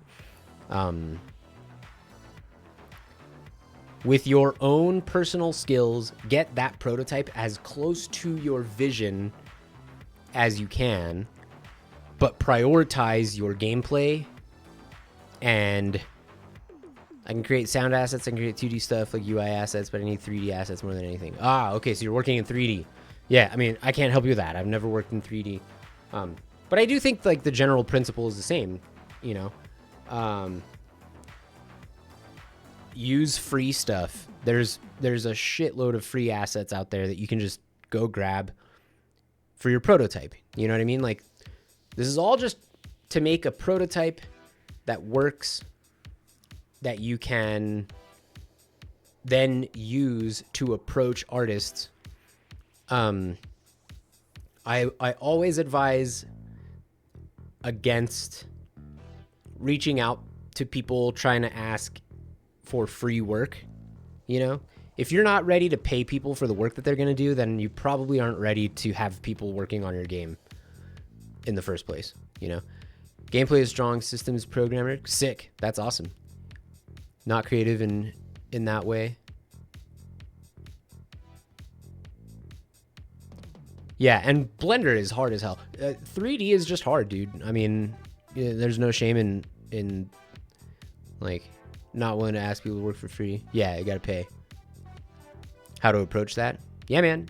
Get your prototype going. It doesn't have to look good. It just has to look like... It has to visually give the player the general idea of what this is gonna look like later on, you know? It doesn't have to look like that, but it has to make you understand what it will look like eventually. With the understanding that, like, okay, I know this is just a prototype, but I can tell that this is going to be sick, you know?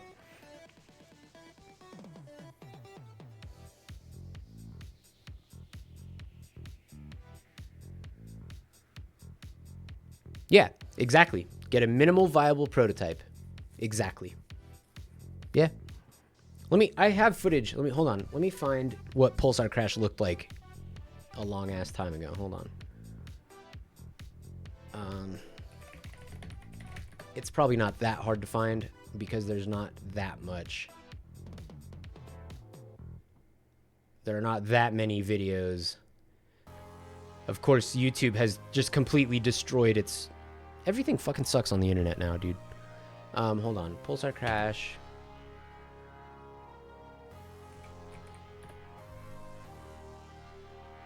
Okay. Look.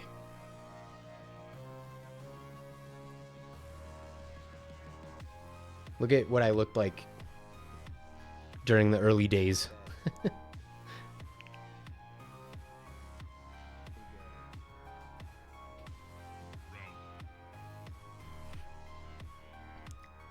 This is our prototype. And you can see, like, all the basic elements of the game are there.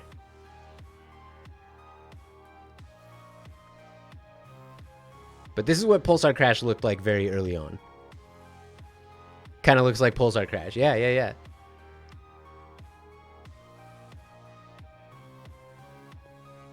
You know what I mean?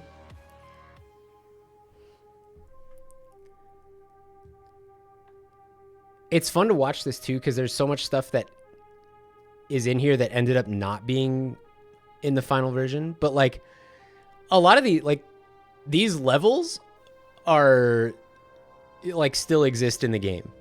You know, like this geometry I still used in final levels in the game. Look at me when I was a baby. Thanks, man.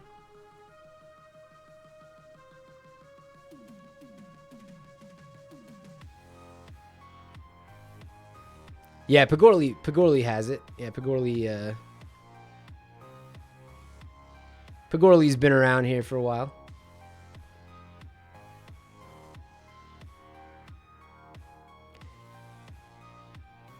Rob Dyrdek, is that the Rob from Rob and Big? Is that the name of that show? On MTV? Yeah. I just haven't seen what it looked like from the beginning. Yeah, man. Very fond memories of this time. This was around this time was when me and Marco were like, holy shit, dude, this is something. This actually works. It's actually a game. It's fun to play. We're playing over Parsec. And this is me, Marco, and Tim right here. You can see our buddy Tim, aka Dad Tries Gaming. But like a lot of the game is actually in here at this point. It's just we didn't have art. There's a lot of like system stuff that wasn't quite in, but a surprising amount of stuff is in there.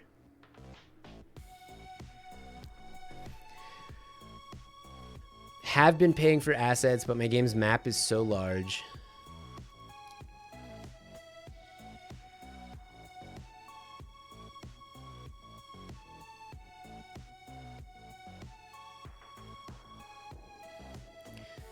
I feel like so many people who are capable devs make games that aren't necessarily boring, but not super replayable either.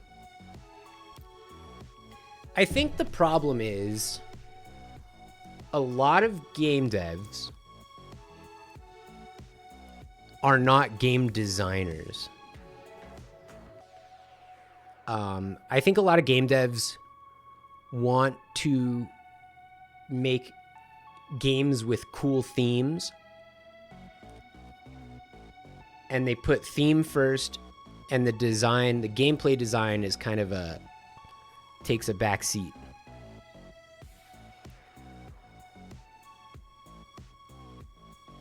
You don't know what you don't know? Yeah, that's true too. I mean this more in the sense though that like, and let me be clear. Honestly, there's nothing wrong with that either, because a lot of games are totally like the theme of the game is their main selling point, and like gameplay takes a back seat. Like, I hate to say it, but that's Bethesda, right? If you think about the gameplay in a Bethesda game, it's like mid. Skyrim combat is like mid. But I love that game.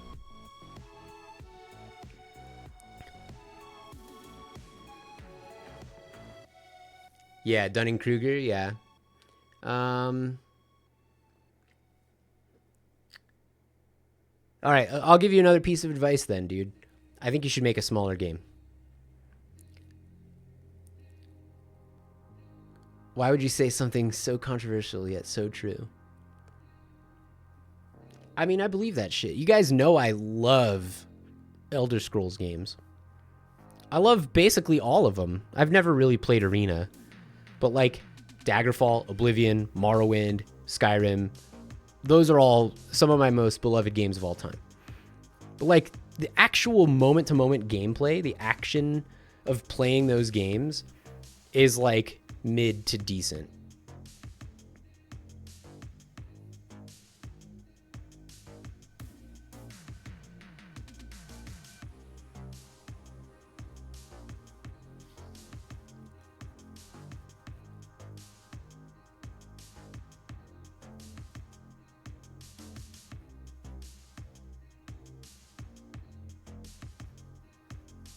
Yeah, I could take a look at it for sure.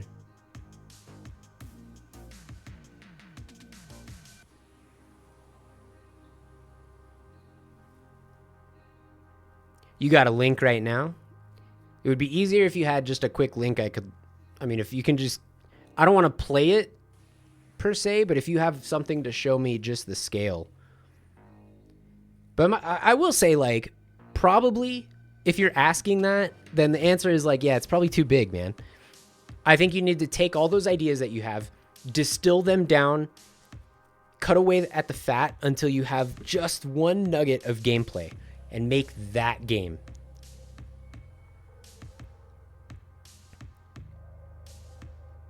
If you want, I'm hosting a game jam starting June 12th. Might be a good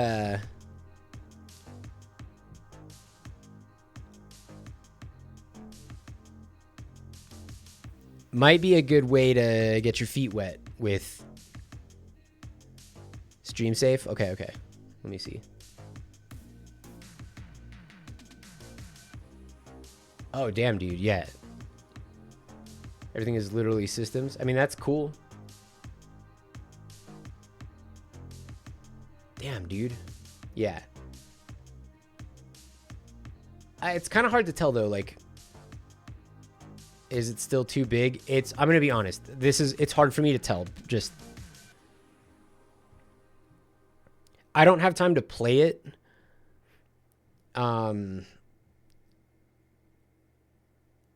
It is kind of hard to tell whether that's going to be too big.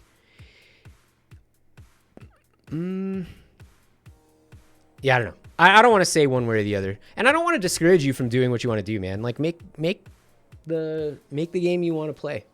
That should be the biggest, that should be the most important advice. Make the game that you would just want to play. But also, for your first project, fucking shrink that shit down, dude.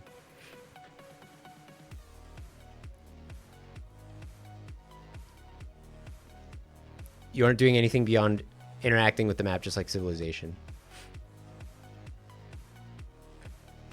But even that doesn't tell me a lot, right? Like,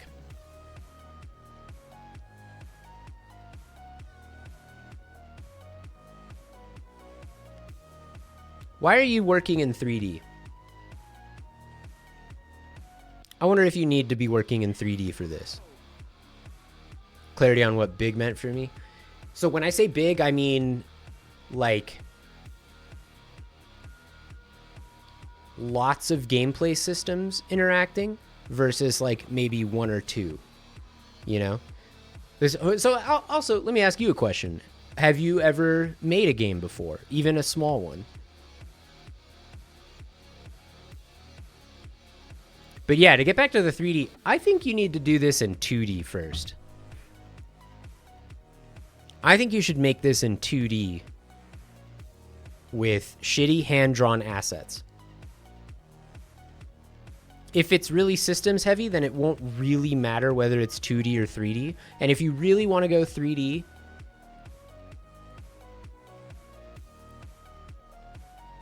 yeah, boats is fucking wisdom right here, dude. If you really want to go 3D, you can wait till later. I guess because I have a strong desire to use my technical background to output games. Visually real appealing and smooth.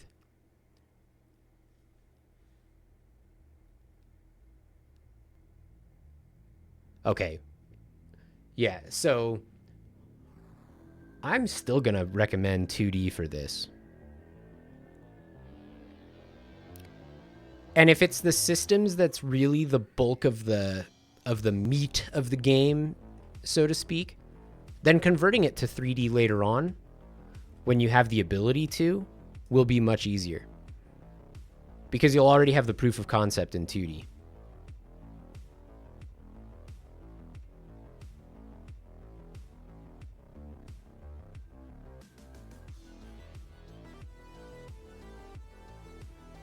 Because right now it seems like your bottleneck is that you are having trouble generating 3D assets.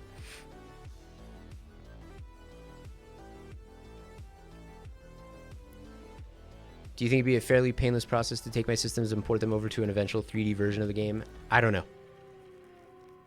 I don't see why not, but that's like famous last words, right? But what I will say is, ground up, it's going to be much easier to get this going 2D than it is 3D. Yeah. No, it's cool. I love these conversations, dude. This is like literally why I stream. Yeah. No, yeah, thanks for hanging out. Yeah, jams is the way to get good at making games. That's true.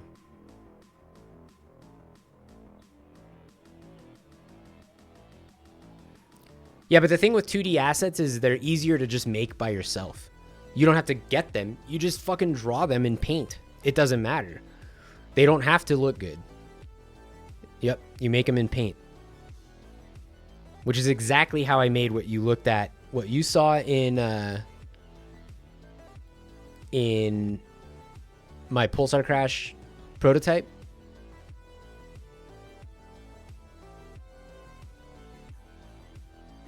Just make it in Paint with don't spend more than 5 minutes on it. Like all your buildings and streets and all that stuff, whatever is going to be important in the game, just do it in Paint. Easy peasy. Like, I can't stress enough how shitty it can look while still conveying to the player and to potential artists what you're going for. Like, that's their job. And if they're a good artist, they will be able to look at it and know what you're thinking and go, that was really helpful with Alec. He was very good at, like, he was a much better artist than I was an art director. And I mean, I did make it hard for him because I had to learn how to explain what I want a thing looks like. And it's something I still struggle with because I have less of an eye for art, right?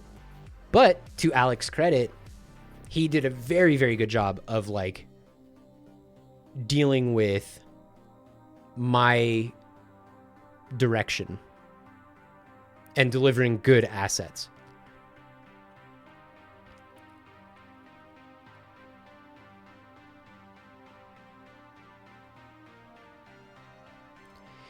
And yeah, I think you're hung up on this idea that 3D is inherently higher quality than 2D.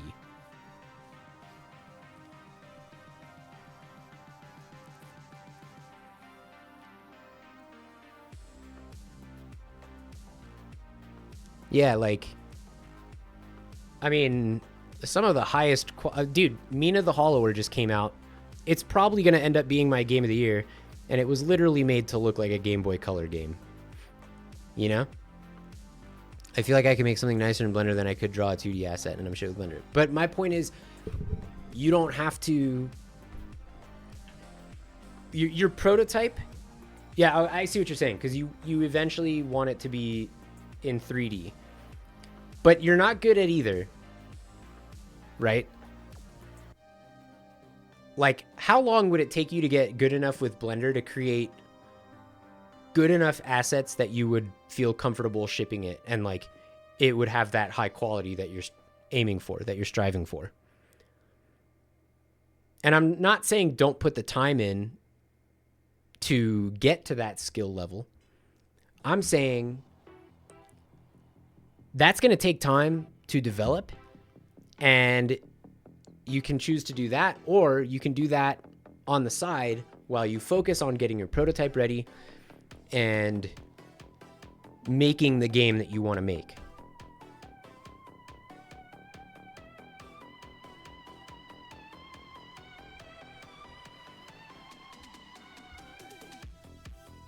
Like, if I were in your shoes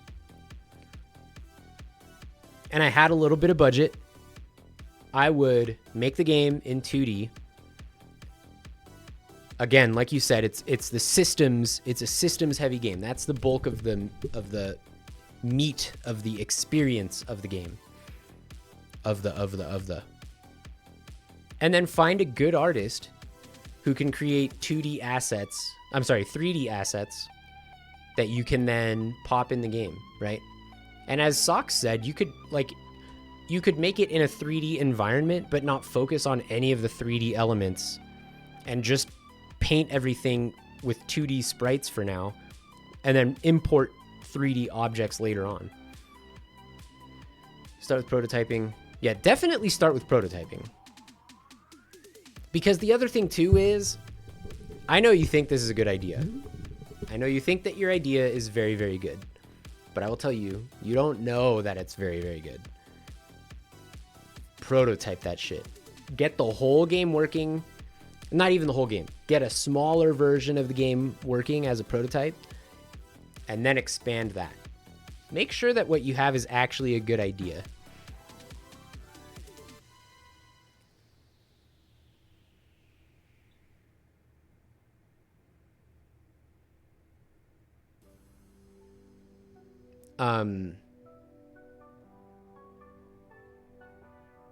Because even if you're absolutely sure, like, because I'll be honest with you, when I had the idea for Pulsar Crash, I was pretty damn sure it was a good idea.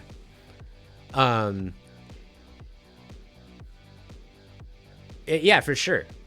Yeah. That's what I want to do too. Make cool shit and meet people who make cool shit. That's like why I do this. What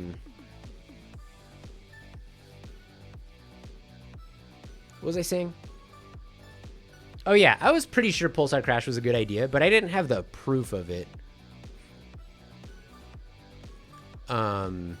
Until we finished the prototype and I actually started playing it with people, you know? And even then, like, that was valuable because it gave me concrete data, you know? And you're able to start getting input very early if you have a prototype, right? And you want as much feedback as you can get. Even if you ignore all of it, you want as much as you can get.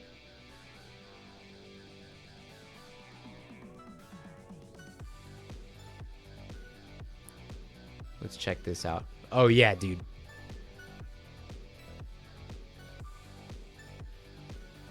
Oh, this is Mini Motorways, right? I think this is Mini Motorways. Great game. Yeah.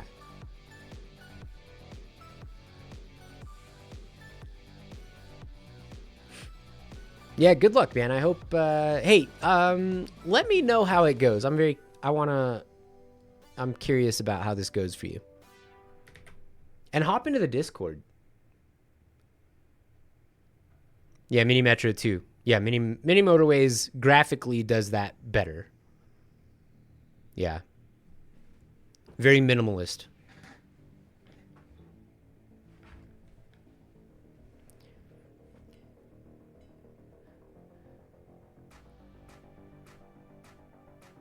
Mafia thing? That's cool. I have a uniquely free amount of time? Hell yeah. Nice. Fun employment, maybe?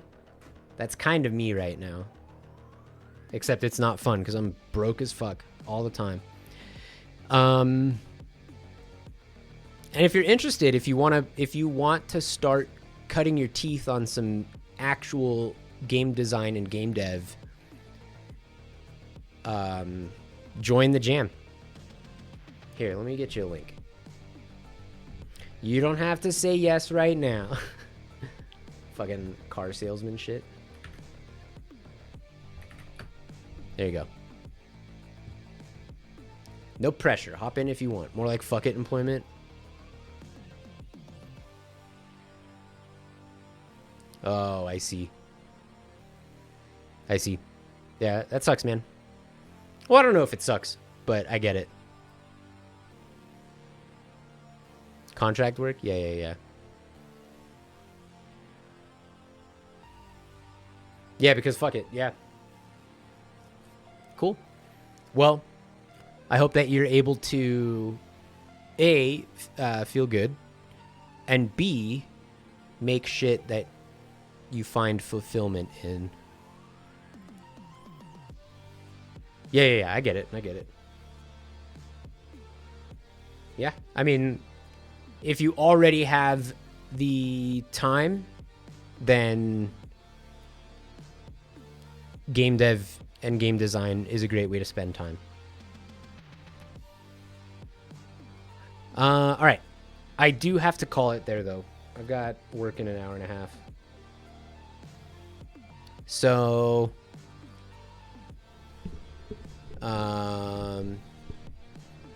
yeah. Like, literally, my friends are the coolest people on the planet. Game devs are the coolest people on the planet.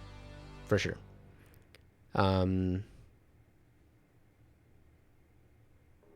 And I'm friends with the coolest ones of those. My friends are fucking cool, dude. All right. I'm going to be back tomorrow. Am I going to be back tonight? Maybe we'll stream tonight. I don't know what I have going on tonight.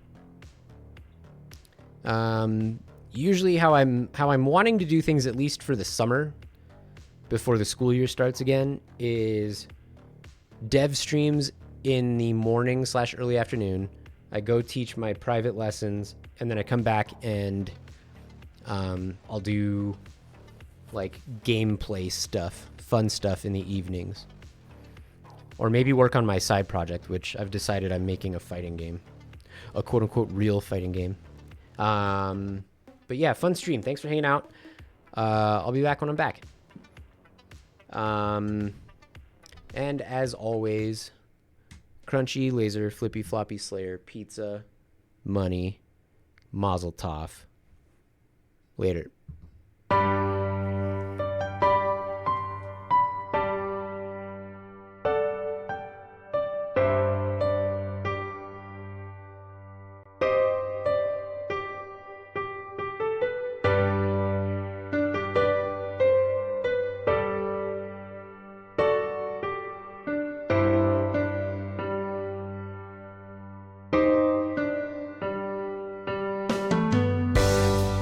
Well, it's been a magical night. You've all been a delight. I really laughed a ton, and I know I'm not the only one. And if I only could endeavor, I'd stay awake with you forever. But now I gotta go away. Stop the stream and hit the hay. And I promise you that I'll be back again someday. I can't wait to stream for you again. Thanks for chilling in the chat. Before you know it, I'll be back. And if you didn't get enough, then YouTube's where you wanna go. Click the link in the description below. Well, it's been a magical night. You've all been a delight. And I promise you that I'll be back again someday.